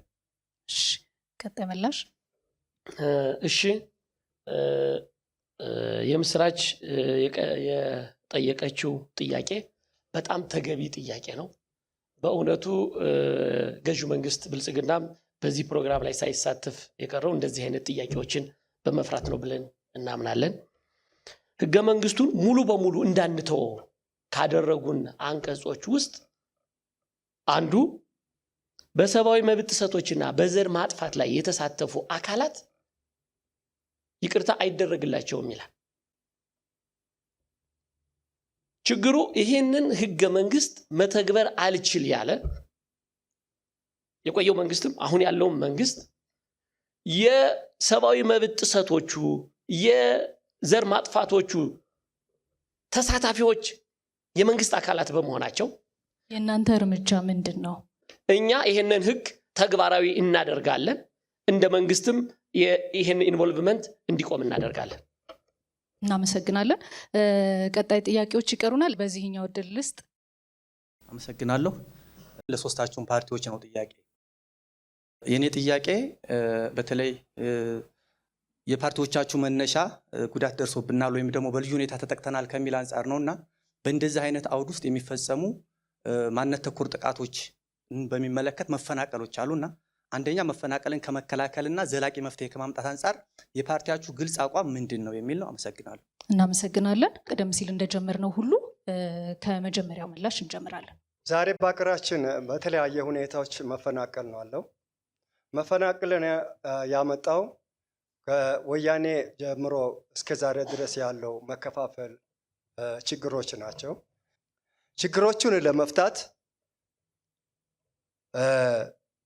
የአካባቢውን በሴቶች ላይ የሚደርሰው ተጽዕኖ በአርሶ አደር መፈናቀል ከመድረሱ በፊት ሁኔታዎቹ ቅድሚያ ጥናት ተደርጎ መፈናቀል እንዳይኖር፣ ችግሮች እንዳይደርሱ በአገር ሽማግሌዎች፣ በአካባቢ ሽማግሌዎች፣ የመንግስት ተቋማትና የሚመለከታቸው ሰብአዊ መብት ተከራካሪዎች ጋር መፍትሄው ቀድመን የዚህ አይነት ችግሮች መፈናቀል እንዳይደርስ በሴቶችን እንዳይደርስ እናደርጋለን። ስለዚህ ችግሮቹን ከመድረሱ በፊት መፍትሄዎች በአካባቢ ወይም በመንግስታዊ ተቋማት ወይም በፓርቲዎች ላይ በአገር ሽማግሌዎች፣ በሃይማኖት አባቶች ችግሮቹ ከስሩ መፍታት የሚችልበት ሁኔታ እንፈጥራለን። በአካባቢ የሚደርሰው ችግር በአካባቢው መፍታትና ወደ የባሰ ችግር ወደ መፈናቀልና ወደ ችግሮች ተባብሶ እንዳይቀጥል በአካባቢው ባህል እና በአካባቢው ሽማግሌዎች እንፈታለን። መልካም። ሁለተኛ ምላሻችን። እሺ፣ ጥያቄው አሁንም በጣም በተገቢው ያየነው ነው። በጦርነት ቀጠናዎች አካባቢ የመፈናቀል የሰብአዊ እና ዲሞክራሲያዊ ጥሰቶች ያጋጥማሉ፣ አጋጥመዋልም። ሀገራችን እንደመታደል ሆኖ እምነት ያለበት ኖርምና ቫልዩ የሚያከብር የህግ አስከባሪ በሌለበት በህግ አምላክ ብሎ የሚሞግት ማህበረሰብ ነው ያለን። እንደ ቀላል የሚታይ አይደለም። ይህ ጥሩ ሲቪሊቲ ያለው ማህበረሰባችን መጀመሪያ በህገ መንግስቱ ዙሪያ የጋራ መግባባት መፍጠር፣ የሀገር ሽማግሌዎችና ሀገር በቀል እውቀታችንን መጠቀም፣ ከዚያ ጥያቄዎች በየቦታው የሚነሱ ጥያቄዎች እንዲመለሱ ማድረግ እና ሰው በሰውነቱ እንዲከበር በሁሉ ማህበረሰባችን የባህሪ ለውጥ የግንዛቤ ለውጥ እንዲመጣ ማድረግ። ይህን ካደረግን መፈናቀልም አንዱ ለሌላው እንደ ባላንጣ አይሆንም። ሌላው እኔ አብረን እንዋኝ ወይም አብረን እንስመጥ መርህ ነው የምንከተለው። ስለዚህ መስመጥ የሚፈልግ የለም፣ አብረን እንዋኝ የሚል መርህ አሸናፊ ይሆናል፣ በተግባቦት ይኖራል ማለት ነው። ህዝባችን እናመሰግናለን። ቀጣይ ምላሻችን። የመንሱድን ጥያቄ እኛ የምናየው የግለሰብ መብቶች ሲከበሩ የቡድን መብቶችም አብረው ይከበራሉ በሚል እንደመሆኑ እነኚህ ግለሰቦች በሀገራቸው በእኩልነት የመኖር በነፃነት የመስራት የመንቀሳቀስ ንብረት የማፍራት መብታቸው እንዲከበር ሲሆን መፈናቀል የሚለው ነገር ይቆማል። የዚህ ሁሉ የመፈናቀል መነሻው በቡድን መብት ላይ የተመሰረተ ሀገረ መንግስት ፍልስፍና ነው። ይህን የሀገረ መንግስት ፍልስፍና ከስር ነቀል ለውጥ በማድረግ ይሄንን በግጭት ቀስቃሽ ቃላት የታጨቁ የህገ መንግስቱ መግቢያ ራሱ እንዲቀየር እናደርገዋል። በጨቋኝና ተጨቋኝ ትርክት ላይ የተመሰረተውን ህገ መንግስት መግቢያውን ሲሻሻል በውስጥ ያሉ ነገሮችም አብረው የሚሻሻሉበት ሁኔታ ይኖራል። በዚህ ሰላም እንዲሰፍን እናደርጋለን፣ መፈናቀል እንዲቆም እናደርጋለን ማለት ነው። እናመሰግናለን። ሁለት ጥያቄዎች ይቀሩናል። ሁለቱን ደግሞ እንደዚሁ አሁን በጀመርነው መንገድ እንቀጥላለን ማለት ነው። መጠየቅ የምፈልገው ለሁሉም ነው። የክርክሮቹ ጭብጦችም ስለ ሰብአዊ መብትና ዲሞክራሲያዊ መብቶች ስለሆነ አሁን በሀገራችን ባለው የሂውማን ራይትስ ያሉት ሪከርዶችን እኔ ደስተኛ አይደለሁም፣ በበኩሌ ደስተኛ አይደለሁም እንደ አንድ ዜጋ። በቀጣይ ምርጫ ከዚህ ምርጫ በኋላ የሚመጣው መንግስት የተሻለ የሰብአዊ መብት አፈጻጸም እንዲኖረው እፈልጋለሁ፣ እመኛለሁ።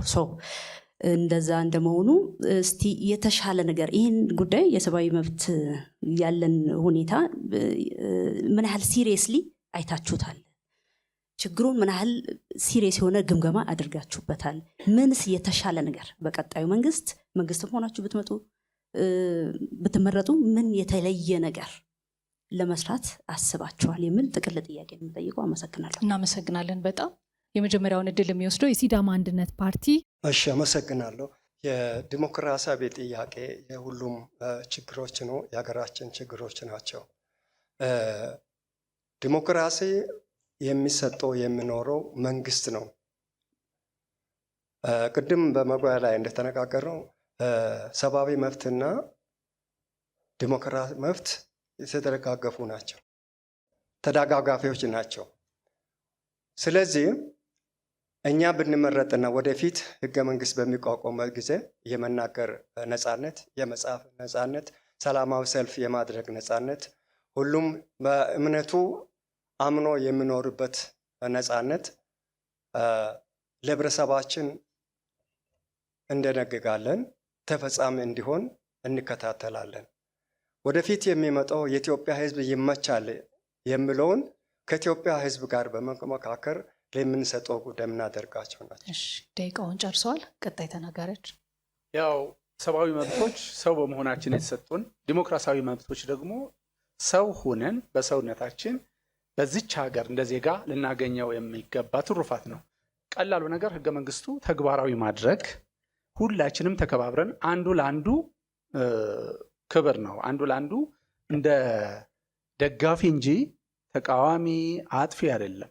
እነዚህ ነገሮች በደንብ ወደ ውስጥ አስገብተን ጥሩ ኢንቴግሪቲ ሰብእናን ማዳበር ነው፣ በማህበረሰባችንም እንደ ፓርቲ መሪዎች በራሳችንም ማለት ነው። ስለዚህ ይህን ጉዳይ በተገቢው መተግበር ነው። ሰዎች የትም ሀገር እኛ እንደ ምሳሌ ሆነን የስልጣኔም መጀመሪያ ሆነን ያስቀናን ህዝቦች አሁን ከሌሎች ወደ ኋላ ቀርተናል። ስለዚህ ይሄ ሊጸጽተን ሊቆጨንም ይገባል። እንዳለችው እህቴ ያለው ፕራክቲስ ጥሩ ፕራክቲስ አይደለም። የኢኮኖሚ ጉዳይ ነው። በማናቸውም ሩጫው ጊዜያዊ ተረኛ ወዘተ እየተባለ ኢኮኖሚ እንዲለማ ማድረግ፣ ከተሞች በተለያዩ አካባቢዎች የሳተላይት ከተሞችን ኢንዱስትሪዎችን በማስፋፋት የኢኮኖሚ ችግር መፍታት፣ ሰላምን ማስፈን፣ ይህን ስራ እንሰራለን። እናመሰግናለን። እሺ ቀጣያችን ምላሽ። እሺ እንደ አንድ ዜጋ እርሳቸውን ያሳሰበ እኛንም እንደ ፓርቲ በጣም ያሳስበናል፣ ገምግመናል። የህገ መንግስቱ ችግር እንዳለበት ተረድተናል። ህገ መንግስቱም ከመግቢያው ጀምሮ እንዲሻሻል እናደርጋለን ብለናል። መንግስት የራሱ ችግር አለበት። መንግስትም ራሱን እንዲገመግም እንዲያስተካክል በተለያዩ ሚዲያዎች በተለያዩ መንገድ ጫና እያሳደርን ነው ያለ ነው። የህዝብ ንቃተ ህሊና እንዲሻሻልም የበኩላችን እየሰራን ያለንበት ሁኔታ ነው። ምክንያቱም የህዝብ ንቃተ ህሊና አለማደግ ለዚህ የሰብአዊ ቀውስ መነሻ ነው ብለን ስለምናምን፣ ሌላው የተቃዋሚ ፓርቲዎች አንድ አለመሆንና ጠንካራ አለመሆን ሌላ መንግስት እንዲመጣ ተስፋ የማናደርግበትን መንገድ ህዝቡ ጨለምተኛ የሚሆንበት መንገድ ስለተፈጠረ ይሄንም እንዲሻሻል የበኩላችን እየሰራን ነው። ከሌሎች ፓርቲዎች ጋር ግንኙነት ለማድረግ ጥረት እያደረግን ነው። የራሳችንም ወደ ሀገራዊ ፓርቲነት ለማሳደግ ጥረት እያደረግን ያለንበት ሁኔታ ነውና የእጩ ዶክተር ሀሳብ እኛንም ያሳስበናል። እናመሰግናለን። አንድ ጥያቄ ይቀረናል። ስለዚህ እድል ሰጥተናል። እሳቸውን ጠያቂያችንን እንሰማና የእናንተን ምላሽ እንደዚሁ ተቀብለን የጀመርነውን የክርክር ዙሮች ወደ ቀጣዩ ደግሞ እንደዚሁ እንሻገራለን ማለት ነው። ቅድም እድል ስለሰጠው እባክዎ ትንሽ። አመሰግናለሁ። ጥያቄ ምንድን ነው? ከዚህ ከኮሪደር ልማት ጋር በተገናኘ ነው። ቅድም እንዳነሳችሁት የዜጎችን መብት እናከብራለን ብላችኋል። ከዛ አንጻር ኮሪደር ልማቱ ላይ ከአካባቢያቸው ከስራቸው ተፈናቅሉ እንዳሉ እናውቃለን እና ከዚህ አንጻር የእናንተ አቋም ምን ነበረ? ለህዝብ ውስጥ ድምፅ መሆን ሲገባችሁ ለምን ዝምታ መረጣችሁ የሚለውን ነገር ልትመልሱልኝ ነው። አመሰግናለሁ። አመሰግናለሁ። የኮሪደር ልማት በአገራችን በትክክል ያልተጠናና በትክክል ያልመጣ ጥያቄ ነው፣ ስራ ነው። የኮሪደር ልማት ለሀገሪቱ ቢበጅም ቢያምርም ብዙ ችግሮች አሉት። የዜጎች ቅድሚያ አልተሰጠም። መጀመሪያ ኮሪደር ከመሰራቱ በፊት ዜጎች የሚቀመጡበት ቦታ መዘጋጀትና ማስተካከል ሲገባ ሰዎች በቤት ውስጥ እያለ በግለደር ተፈናቅሏል፣ ፈርሷል። ጩኸት ቢጮሁም የሚሰማ ሰው ጠፍቷል። በአካባቢያችን ባለነው ሁኔታ ብንጮህም ሰሚ ያተናል። ለአገር የመጣ ነው፣ አገሪቷን የሚቃወም ነው፣ መንግስትን የሚቃወም ነው ተብለን ከጥያቄና ከንቱኑ ውጭ ሆነናል። ስለዚህ ይህ ኮሪደር በአንዳንድ አካባቢዎች ጥሩ ቢሰራም በህይወት ላይ የመጣው የሰዎች መብት አልተጠበቀም። ሰብአዊ መብት ባለመጠበቁ ሰዎች ቤቶቻቸው ፈርሶ መሬቶቻቸው ተወስዶ ተሰዷል። ይህን የተሰደ ህዝብ እንዴት እንደሚመለስ ማንም የሚያውቀው ነገር የለም። እኛ ግን ወደፊት ይህ ኮሪደር ስራ በጥናት የተመሰረተ በጥናት የተደገፈ በኢኮኖሚ የተደገፈ በህጋዊ ግንባታ ተገንቦ አንድ ሰው አንድ ቤት በሚገነባበት ጊዜ ፕላን አለው። በፕላኑ መሰረት ክፍያ መኖር አለበት። ዛሬ ግን ክፍያ ሳይከፈልላቸው ህዝባችን በዛፎች ስር ተጠልሎ ነው የሚገኘው። ይህ ቅድም ወንድም የተናገረው እኛ ጥያቄያችን ነበረ፣ ብልጽግና ፓርቲ ግን ስለሌለ ይሄ ሁኔታ እንቃወማለን። እናመሰግናለን። ሰዓቱ ታልቋል። ቀጣይ ተናጋሪያችን እባክሽ። ወንድሜ ስለጠየቀው ጥያቄ እናመሰግናለን። ተገቢም ነው ብለን እናምናለን። እኛ ይሄ የኮሪደር ልማቱ ስራ በጥናት የተደረገ ነው ብለንም አናምንም እንደ ፓርቲ። ምክንያቱም ዜጎችን ያላገናዘበ ስራ ነው የተሰራው ብለን ነው የምናምነው። ዜጎችን በጋራ አፓርትመንት ሰርቶ በትንሽ ቦታ ላይ ብዙ ዜጎችን ማስፈር የሚቻልበትን አካሄድ በጥናት ማድረግ ይችሉ ነበር እዛው አካባቢያቸው። ማህበራዊ መሰረት ማለት ቀላል አይደለም። ብዙ ነገር ነው የፈረሰው። እቁቡ፣ እድሩ፣ ማህበራዊ መስተጋብሩ ሁሉ ነው። ዜጎች ይህን ሁሉ ነው ያጡት። ይሄ ደግሞ ለስነ ልቦና ችግር ሁሉ የሚዳርግ ነው። ለብዙ መንከራተር ተዳርገዋን ዜጎች። ስለዚህ ይህን እኛ ሀሳባችን የነበረው ዜጎቹ ባሉበት ቦታ በትንሽ ቦታ አንድ ላይ መስፈር፣ ማህበራዊ መስተጋብራቸው እንዳይፈርስ ማድረግ ይችል ነበር ብለን ነው የምናስበው። የእኛ ሀሳብም ወደፊት መንግስቱ ብንመረጥ እንደዚህ አይነት ነገሮችን በየቦታው እንደዚህ አይነት ነገሮችን እንደምንሰራ ነው ምናምነው። በተረፈ ደግሞ እባክዎት። እናመሰግናለን። ቀጣይ ተናጋሪ ነሽ። አመሰግናለሁ። አቶ ግርማይ ጠየቁት ጥያቄ በተለይ ከኮሪደር ልማቱ ጋር ያለው ሁኔታ በጣም አሳሳቢ ነው።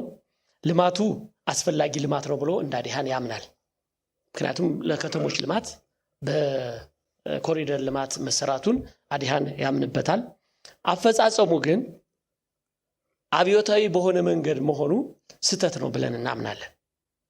ይህ ደግሞ አሁን በስልጣን ላይ ያለው መንግስት የብልጽግና መንግስት ከአብዮታዊ ዲሞክራሲ ጽንሰ ሐሳብ አኳያ እየተኮትኩተው ያደጉና የጎለመሱ አባላት ስብስብ በአብዛኛው አባላት ስብስብና አመራሮች በመሆናቸው እሱ ገፍቷቸው ወደ አብዮታዊነት የመራቸው ነው ብለን እናምናለን።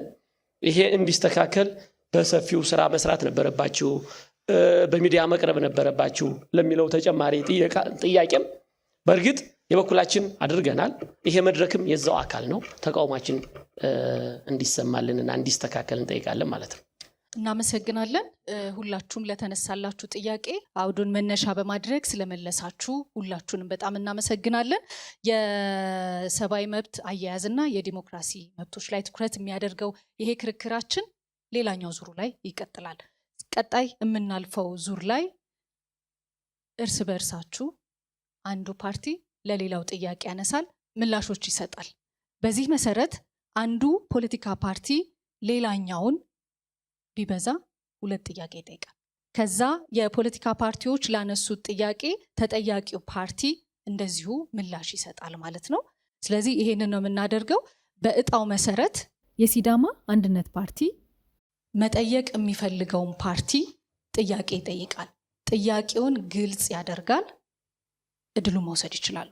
አመሰግናለሁ። የኔ ጥያቄ ለሁለቱ ፓርቲዎች ነው የምንጠይቀው። ሁለቱ ፓርቲዎች ስለ አማራ ክልል ብቻ የደረሰውን በደል ነው የሚናገሩት። የህወሓት በኢትዮጵያ ህዝብ ላይ ምድር ላይ ነው ችግር የፈጠረው፣ በደል የፈጸረው።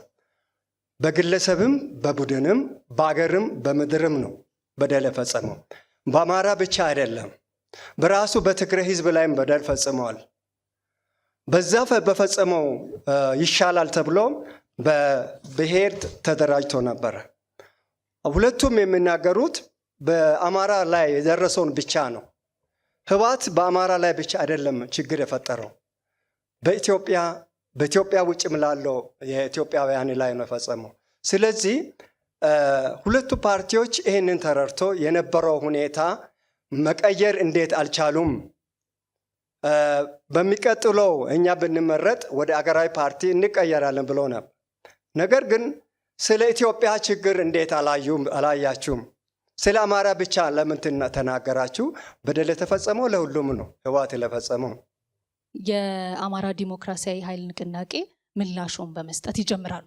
በመጀመሪያ ደረጃ መነሻችንም ላይ ይህ ህገ መንግስት ሲሻሻል የሁሉም ዜጎች ደህንነት፣ ሰብአዊ መብትና ዴሞክራሲያዊ መብት መከበርና መጠበቅ፣ ሰው በሰውነቱ ልዕልና ብቻ ተከብሮ እንዲኖር የሚያደርግ ስርዓት ይኖራል፣ ህገ መንግስት ይሻሻላል ብለናል እና በደሉ፣ ጭቆናው፣ ግፉ በአማራ ህዝብ ላይ ትርክት ይነሳ እንጂ ይሄ የቡድን ወይም በዘርና በጎሳ የተመሰረተ ፌዴራሊዝም አማራንም፣ ትግሬውንም፣ ኦሮሞንም ሁሉንም የኢትዮጵያ ህዝቦች የጨቆነ ያገለለ ነፃነት ያሳጣ ነው። ስለዚህ ለዚህ መፍትሄው ግን ህገ መንግስት ማሻሻልና ማስተካከል ነው። መጀመሪያም ስናነሳ የአማራ ህዝብ ችግሩ ሊፈታ የሚችለው በመዋቅር ወይም በመልክዓ ፌዴራሊዝም ሲዋቀር፣ ህገ መንግስት ሲሻሻል፣ የቡድን መብቶች የግል ነፃነት ወይም የግል መብት ሲከበር የቡድን ወይም ማህበራዊ ቡድኖች ይከበራል። ስለዚህ ግለሰባዊነትን ማዕከል ያደረገ የለዘብተኛ ሊበራሊዝም እንከተላለን ስንል ምንድነው የምናደርገው? የሌሎችን መብት ባከበረ መልኩ የራሴን መብት ሳከብር ሌሎችንም አልነካም ማከብራለሁ። ጭቆናው ግን በኢትዮጵያ ህዝቦችም ላይ የደረሰ ነው። ግን ምንድነው መነሻው? ትርክቱ በህገ መንግስቱም እንደምታዩት ወይም አብዛኛው ስውት ትርክት የሚተረከው አማራ እንደ ጨቋኝ፣ ሌሎች ደግሞ እንደ ተጨቋኝ ተብሎ እርስ በርስ የወንድማማች ህዝብ የአንድ ሀገር ህዝብ ላይ እርስ በርስ እንድንበላላ ሰይፍ እንድናነሳ ያደረገ ነው። ጭቆናው ለማንም አልቀረም ነው። አመሰግናለሁ። እናመሰግናለን። ሲዳማ ፓርቲ ተወካይ የጠየቁት ሁለተኛው ጥያቄ ራያ ራዩማን አይመለከትም። ያው ሀገራዊ ፓርቲ ስለሆንን በአንደኛው ላይ ነው የአማራ ክልል ብቻ ወይም የአማራ ህዝብ ብቻ ተጨቋኝ እንደሆነ አስመሰላችሁ፣ ሌላውስ አልተጨቆነም ወይ የሚለው ያው ትልቅ ክብር ነው ያለን ለሲዳማ ህዝብ። ትልቅ ንቅናቄ ያደረጉ በዚያው በትግላቸውም ሁሉንም ህወሓትንም ኦነግንም ሌሎቹንም ፋና ወጊ ሆነው በታሪክ በፖለቲካው የትጥቅ ትግል አማራጭ ባይሆንም እንደምናውቀው ረጅም ዘመናት የታገሉና በትግላቸውም የሚፈልጉት ድል ያገኙ በክልልነት ራስ በራስ የማስተዳደርና የራስን ድል በራስ የመወሰን ህልማቸው እውን ያደረጉ ናቸው። ለዚህ ትልቅ ክብር አለን። እኛ ሁሉንም ከጫፍ ከሰሜን እስከ ደቡብ ከምስራቅ እስከ ምዕራብ ያለው የኢትዮጵያ ክፍል ሁሉ ህወሓት ጨቁኖታል፣ በድሎታል ብለን ነው የምናስበው። እኛ መጀመሪያውንም ያነሳ ነው የራያ ህዝብ በአማራና በትግራይ ክልል አድርጎ በስም የሚታወቅ ሌሎች እናንተ እንዲህ ትባላላችሁ እንደዚህ ትባላላችሁ እያለ ለፈለገው ሁሉ ስያሜ ሰጥቶ ከጥንት ጀምሮ ጥያቄ ያለው የራያን ህዝብ ግን እንደሌለ ነው የቆጠረው። በስሙ በትግራይ ክልል ቢሆንም የገፈር ቀማሽ አደረገው እንጂ በልማቱ በኢኮኖሚ ተጠቃሚነቱ የራያ ህዝብ አንድም ነገር ተሳታፊ አይደለም። ይልቁንስ መሬቱ በኢንቨስተር ነንባዮች ተወሮ ማህበረሰባዊ መሰረቱ የሆነው የራያ ህዝብ በአረብ ሀገርና በተለያዩ የሀገር ውስጥ መፈናቀል ወደ ውጭ ወደ አረብ ሀገራት እየሄደ መከራ ገፈር ቀማሽ የሆነው ነው። ስለዚህ የትግራይም ክልል በራሱ ህፃናት ለጦርነት ማግዶ ዜጎች እንደ ዜጎች እንዳይከበሩ አድርጎ ብዙ መከራ ያደረሰ ነው። በኦሮሚያም እንደዚያው አድርጓል። አሁንም እየቀጠለ ነው እና ይሄን በደንብ ሪኮግናይዝ እናደርጋለን። እናመሰግናለን። አሁን እድሉን የሚወስደው ራዴፓ ወይም ደግሞ ራያ ራዩማ ይቀጥሉ። ጥያቄ ለአዲሃን ነው የሚሆነው። የመጀመሪያው ጥያቄ አዲሃን ንቅናቄ ነው፣ የአማራ ዴሞክራሲያዊ ኃይሎች ንቅናቄ የሚለው በሌላ ለምን አልተተካም? ሰላማዊ ትግል አይደለም ወይ? ንቅናቄ በታሪክ እንደምናውቀው የኢዴንም ንቅናቄ ነበር። ግንባርና ንቅናቄዎች ምናልባት የብረታዊ ትግል የትጥቅ ትግልን አመልካች ነገሮች ሆነው እንደ ልማድ ተወስደዋል እና ይሄ አይጣረስም ወይ ከሰላማዊ ትግላችሁ ጋር? ሁለተኛው ጥያቄ የአዲሃን አሁን ያለው የክልሎች ስያሜ በህገ መንግስቱ ያለው አሰያየም ይቀበለዋል ወይ? ምናልባት የክልል ፓርቲ ስለሆነ እንዴት ነው የሚያየው?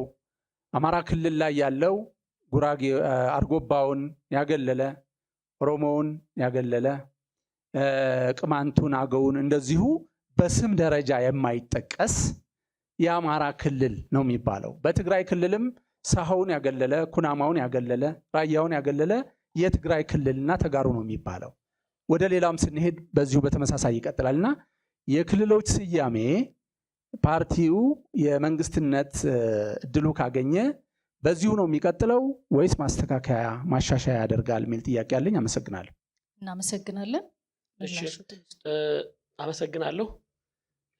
በዋናነት ከስሙ ጋር በተያያዘ ንቅናቄ የሚለውን ስም ለምን መረጣችሁት የሚል ነው። ቅድም ለማብራራት ሞክረናል። አዲሃን የአማራ ዲሞክራሲያዊ ኃይል ንቅናቄ ብሎ ራሱን ሰይሞ ሲደራጅ በተለይ ከወቅቱ ከነበረው ከ2002 ዓመተ ምህረት ጀምሮ ነው የተደራጀው እና በዛ ወቅት የነበረውን የሰብአዊ መብት ጥሰት በተለይም የአማራ ህዝብን ያነጣጠረ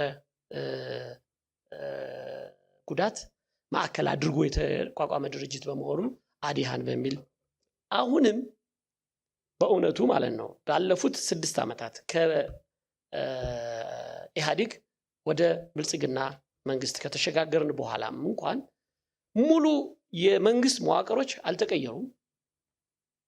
ሙሉ የመንግስት አመራሮች በሚባል ደረጃ የተወሰኑትን ቆርጦ ከመጣል ውጭ የተቀየረ ነገር የለም።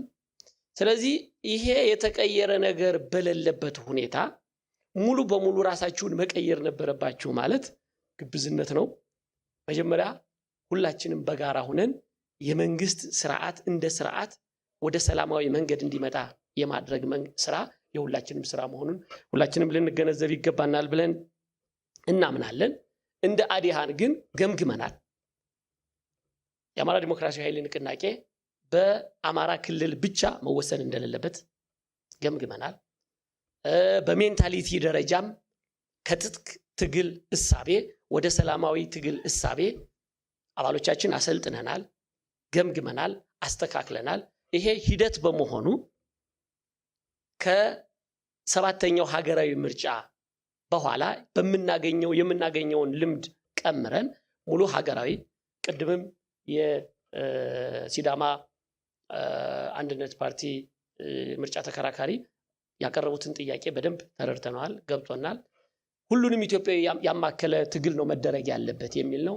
እሱንም እናምንበታለን። መጀመሪያ ላይም ስንነጋገር አዲሃንን መምረጥ የሰላምን በር መምረጥ ነው ብለን ያቀረብንበት ምክንያት የትጥቅ ትግሉን ጉዳት በደንብ የሚገነዘቡ አባላቶች ናቸው፣ አባላትና አመራሮች ነው ያሉንና ያን እናስተካክለዋለን። ስሙንም እንቀይራለን ወደ ኢትዮጵያዊነት፣ ወደ አማራ ንቅናቄ ወይም አማራ ሌላ ፓርቲ ሳይሆን ወደ ኢትዮጵያዊነትና በኢትዮጵያዊነት ማዕከል ያደረገ የሰላማዊ ትግል እናደርጋለን። ይሄ ቃላችን ነው፣ ቃላችንን እንተገብራለን።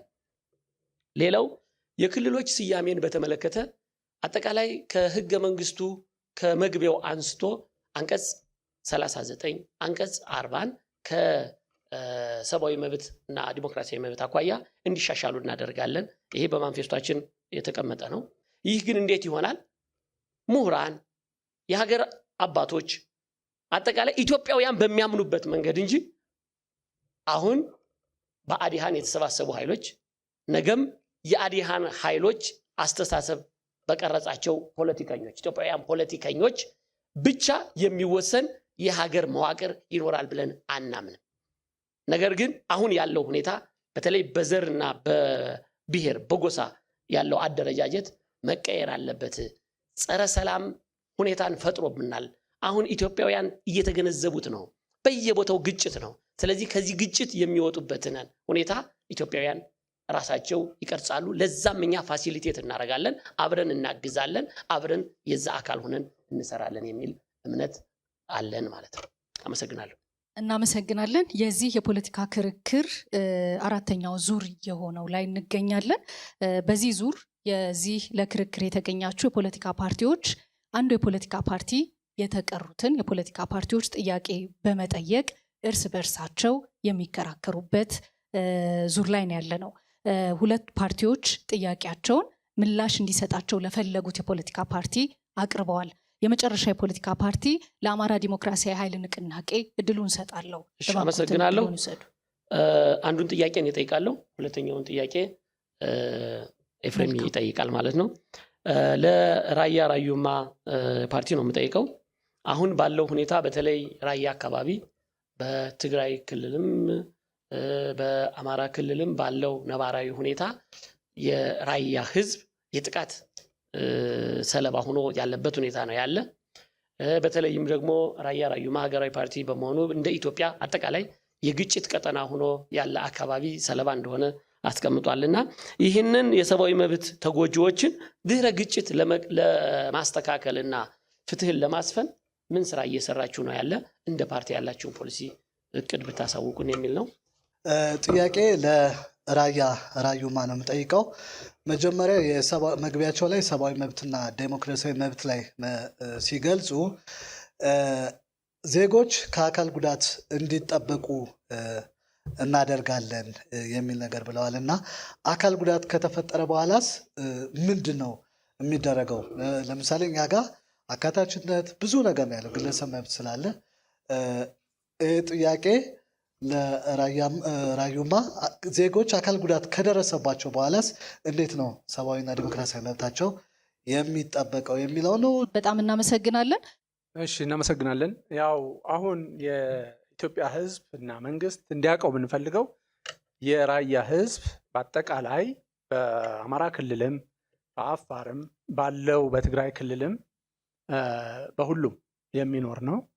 በዚህ አጋጣሚ የጦርነቱ ዳፋ ቀማሽ የሆነው በአራት ዙር በአራት የምልልስ ጊዜያት ማህበረሰቡ ህዝቡ ተጠቂ የሆነ ያለ ህዝብ ነው በሚያሳዝን ሁኔታና ይህን ሲምፓቲ ሁሉም ሰው እንዲሰማው እንፈልጋለን። እንደ ፓርቲ ፖስት ወር ሪሃቢሊቴሽን እንዲኖር እንግዲህ የመንግስት እና የረጂ ተቋማት የመንግስታዊና መንግስታዊ ያልሆኑ ድርጅቶች ድጋፍ ነው የሚፈልገው። በድል አግኝተን ይሄን የማቀናጀት የማስተባበር ስራና የመምራት እድል ካገኘን ሁሉም ፍትሃዊ በሆነ መንገድ የመጀመሪያ የጦርነቱ ጉዳት ሰለባ የሆኑትን አካላት የመልሶ ማቋቋም የመልሶ ግንባታ ስራዎች እንዲደረግ እናደርጋለን። ማዕከላዊ በፌዴራል መንግስት እስካሁን ተቀምጦ ያለው የራያ አካባቢ ምንም ስላልሆነ ማለት በጣም በሚገርም ሁኔታ በጊዜያዊ አስተዳደሩም እውቅና የለውም። በፌዴራል በኮማንድ ፖስት ነው ሲተዳደር የነበረው የተወሰነ የግጭት ቀጠና የሚባለውና አሁን የመልሶ ማቋቋሙን እንኳ ሪሃቢሊቴሽኑን መልሶ ግንባታው እንኳ ተጠቃሚ አልሆነም የተመደበለት በሚያሳዝን ሁኔታ።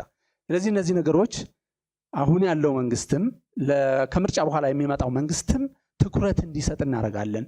የኛ ዕጣ ፈንታና እድል ከሆነም እንደ ፓርቲም ድምፅ ሆነን እየተከታተልን እያሳወቅን ያለበት ሁኔታ ነው። እድሉ ካገኘንም ይህን ስራ ነው የምንሰራው። በስነ ልቦና መደገፍ ግንባታዎች፣ ተማሪዎች ትምህርት እየተማሩ አይደለም ላለፉት የግጭት አመታት ማለት ነው። ስለዚህ ይህን ጉዳይ ወንድሜ የጠየቀው ጥያቄ ተገቢ ስለሆነ ይህን ቅድሚያ እንሰጣለን። ቅድሚያ የምንሰጠው ጉዳይ ይሄ ነው። ሌላው የአካል ጉዳት ላለባቸው ያው መፍትሄ እናደርጋለን ነው። ከደረሰባቸው እስከዚያ በኋላስ የሚለው ጥያቄ ለሱም ያካታች እዚህ ላይ ካለን ውስን ሰዓት አልጠቀስነውም እንጂ ያካቱን ጉዳይ በትምህርትም በማህበራዊ አገልግሎት በኢኮኖሚ ተጠቃሚነት በሁሉም አካታች ነው የኛ ፖሊሲ ማለት ነው። ስለዚህ ከቀድሞ ከነበረ የአካል ጉዳት ኋላ የሚመጣው ስነልቦናዊ ጫናው ከፍ ያለ ነው። ለመቀበል የሚያዳግት ስለሚሆን እንዲህ ነበርኩ የሚባልበት በጣም አስቸጋሪ ጫናም ስላለው እሱንም ሪሃቢሊቴት እንዲያደርጉ ስልጠና እንዲወስዱ በስነልቦናቸው የጠነከሩ እንዲሆኑና ለነሱ አመች የሆነው ከግንባታ ጀምሮ ፖሊሲያችን በደንብ ተቀምጧል። ማህበራዊ ሆቴሎች እነዚህ ባለ ኮከብ ሆቴሎች ብቻ ሳይሆን ሌሎች መሰረተ ልማት ሁሉ በዚያ ደረጃ አሁን የተጀመሩ ጥሩ ነገሮች አሉ። አጠናክረን እንቀጥላለን። አካል ጉዳተኞች በተለያየ ዲሳቢሊቲ በትምህርትም ለርኒንግ ዲሳቢሊቲ ያለባቸው በአካል ጉዳት ብቻ አይደለም በስነ ልቦና ጫና ያለባቸው የተለያዩ የልዩ ፍላጎቶች አሉ። እነሱን ሁሉ ባካተተ መልኩ አካታች የሆነ ፖሊሲ ነው ያለ እንደ ራያ ራዩማ። አመሰግናለሁ። እናመሰግናለን። እስካሁን በፕሮግራማችሁ ላይ ያሉትን ጉዳዮች በጥያቄ በመልስ በመግቢያ ነካክታችኋል። የመጨረሻው የሚሆነው ሊመርጣችሁ የተዘጋጀውን መራጩን ህዝብ ምረጠኝ ስትሉ ምን ይዛችሁ እንደተገኛችሁ ብትመረጡ ምን እንዳላችሁ በደንብ የምታሳውቁበት ነው። የማጠቃለያ ንግግራችሁን እንድታደርጉ ወደ ቀጣዩ ዙር እናልፋለን። ስለዚህ እንደጀመርነው ሁሉ ባለ ዕጣ የሆነው የሲዳማ አንድነት ፓርቲ ቀዳሚውን ይወስዳል። እባክዎትን ይቀጥሉ። እሺ፣ የተከበራችሁ የኢትዮጵያ ህዝብና የክልላችን ህዝብ እኛን እንድትመርጡና አንግበን የተነሳ ነው ዓላማችን። በክልላችን ፌዴራላዊ ዲሞክራሲያዊ ሰላማዊ አገር ለመገንባት ነው። በክልሉ ዘላቂ ልማት ለመገንባት ስለሆነ ፍትሃዊ ለሁሉም ኢትዮጵያዊ እንዲደርስ እናደርጋለን። አካታች የኢኮኖሚ ስርዓት መገንባት እንችላለን። የግል ቡድን መብቶች ማስከበር እንችላለን። የህግ በላይነት እንዲሰፍን እናስደርጋለን። ህብረ ብሔራዊነት በኢትዮጵያ ዳር ድንበር እንዲሰፍን እናደርጋለን። የኢትዮጵያ በር እንዲኖር እንታገላለን። የአርሶ አደርና የአርብቶ አደር መብቶች እንዲከበር እናስደርጋለን። ለሀገር የወደቁትና ለሀገር ብሎ ህይወታቸውን ላጠፉት ቤተሰብ ማጦሪያ የሚሆንበት ቦታዎችን እናዘጋጃለን። የመምህራን መብት፣ የመንግስት ሰራተኞች መብት፣ የእንስሳትና የጋማ ከብቶችን ደህንነት እናስጠብቃለን። ሙስና፣ ጉቦኝነትና አድሎ አስተዳዳሪነትን እንለውጣለን። የመንግስት ሰራተኞች በያሉበት መቀጠርና መቅጠር እንዲቀጠሩ እናስደርጋለን። አድሎ፣ ጥላቻ፣ ዘረኝነትና ጎሰኝነት፣ ጠባብነትና ትምክህተኝነትን ፈጽሞ የሲዳማ አንድነት ፓርቲ ይጠላል። ስለሆነም የኢትዮጵያ ህዝቦችና የሲዳማ ክልሎች ምልክታችን አብራ ዶሮ ነው። እኛ ስንመረጥ ይህንን ተግባራዊ ስለምናደርግ አብራ ዶሮን ምረጡ። እናመሰግናለን። እናመሰግናለን። ራያ ራዩማ ባኮን ይቀጥሉ። እሺ፣ ክቡራና ክቡራት የሀገራችን ህዝቦች ሰብአዊና ዲሞክራሲያዊ መብቶች የሀገር መሰረት ናቸው ብሎ ራዴፓ ያምናል። መብቶች አማራጭ አይደሉም፣ ግዴታ እንጂ። ስለሆነም መከበር ያለባቸው የቅድሚያ የሚሰጣቸው ናቸው ብሎ ያምናል። እስካሁን በሀገራችን ኢትዮጵያ እየታዩ ያሉ ዋና ችግሮች የፍትህ፣ የደህንነት ተቋማት ደካማ መሆን እንዲሁም ገለልተኛ ለመሆን የህግ የበላይነት አለመከበር ተጠቃሽ ናቸው። እነዚህ በመኖራቸው የሀገራችን ህዝቦች በሰላም ወጥተው በሰላም እንዳይገቡ፣ ንብረታቸውና ሀብታቸው እንዳይጠበቅ እየተደረገ ለዘመናት ያፈሩት ጥሪት እየባከነ እየወደመ ይታያል። የሰብአዊና ዲሞክራሲያዊ መብት ጥበቃ ተቋማት ነፃና ገለልተኛ ለመሆን ይታያል። ከነዚህም የፍትህ ወይም የፍርድ ቤት ጉዳዮች ናቸው። በየክልሎቹ በአንድ ክልልም በየአካባቢው የሚታየው የጦርነት የግጭት ሁኔታዎች ትልቅ መከራ ሆነዋል ለህዝቡ። የሙስና መስፋፋት፣ ተጠያቂነት አለመኖር ትልቁ መገለጫ የሆነ እንደ ልማድ እየተወሰደ እንደ ስራም እየተወሰነ ሰዎች ጉዳያቸው እንደ መብት እንደ ዜጋ የማያስፈጽሙበት ሁኔታ ተከስቷል። ስለዚህ ራያ ራዩማ ዲሞክራሲያዊ ፓርቲ የመፍትሄ ፖሊሲ አማራጮችን ይዟል። ቅድም የተዘረዘሩት 8 አንኳር ነጥቦች እንዳሉ ሆኖ የሚከተሉትን የፖሊሲ አማራጮች በንባብ አቀርባለሁ። የህግ የበላይነት እንዲጠናከር ፍርድ ቤቶች ከፖለቲካ ነፃ የማድረግ የመከላከያ የፖሊስና የደህንነት ተቋማት ማሻሻያ እንዲደረግ ያደርጋል። ሙስናን የመከላከል ስራ ይሰራል። ሙሰኞች ከአንድ ዞን ወደ ሌላ ከአንድ ክፍለ ከተማ ወደ ሌላ መሄድ ሳይሆን በህግ እንዲጠየቁና በመንግስትም ይሁን በተለያዩ ተቋማት የመንግስት አገልግሎት ተቋማት የህዝብ አገልግሎት ተቋማት እንዳይገቡ በህግም እንዲጠየቁ ያደርጋል። የብሔር ግጭት መፍትሄ እንዲኖር ያደርጋል። የማንነትና ራስ በራስ አስተዳደር ጥያቄዎችም ምላሽ እንዲያገኙ፣ መብት አይገደብም። ለአንዱ ተሰጥቶ ለአንዱ ከብሮ ሌላው የማይሆንበት ምክንያት አይኖርም። ጥያቄዎች በህግ አግባብ በህዝበ ውሳኔ ምላሽ እንዲያገኙ ያደርጋል። የራያ ራዩማ ዲሞክራሲያዊ ፓርቲ ነፃ ገለልተኛ የሆኑ የሚዲያ ተቋማት እንዲኖሩ ያደርጋል።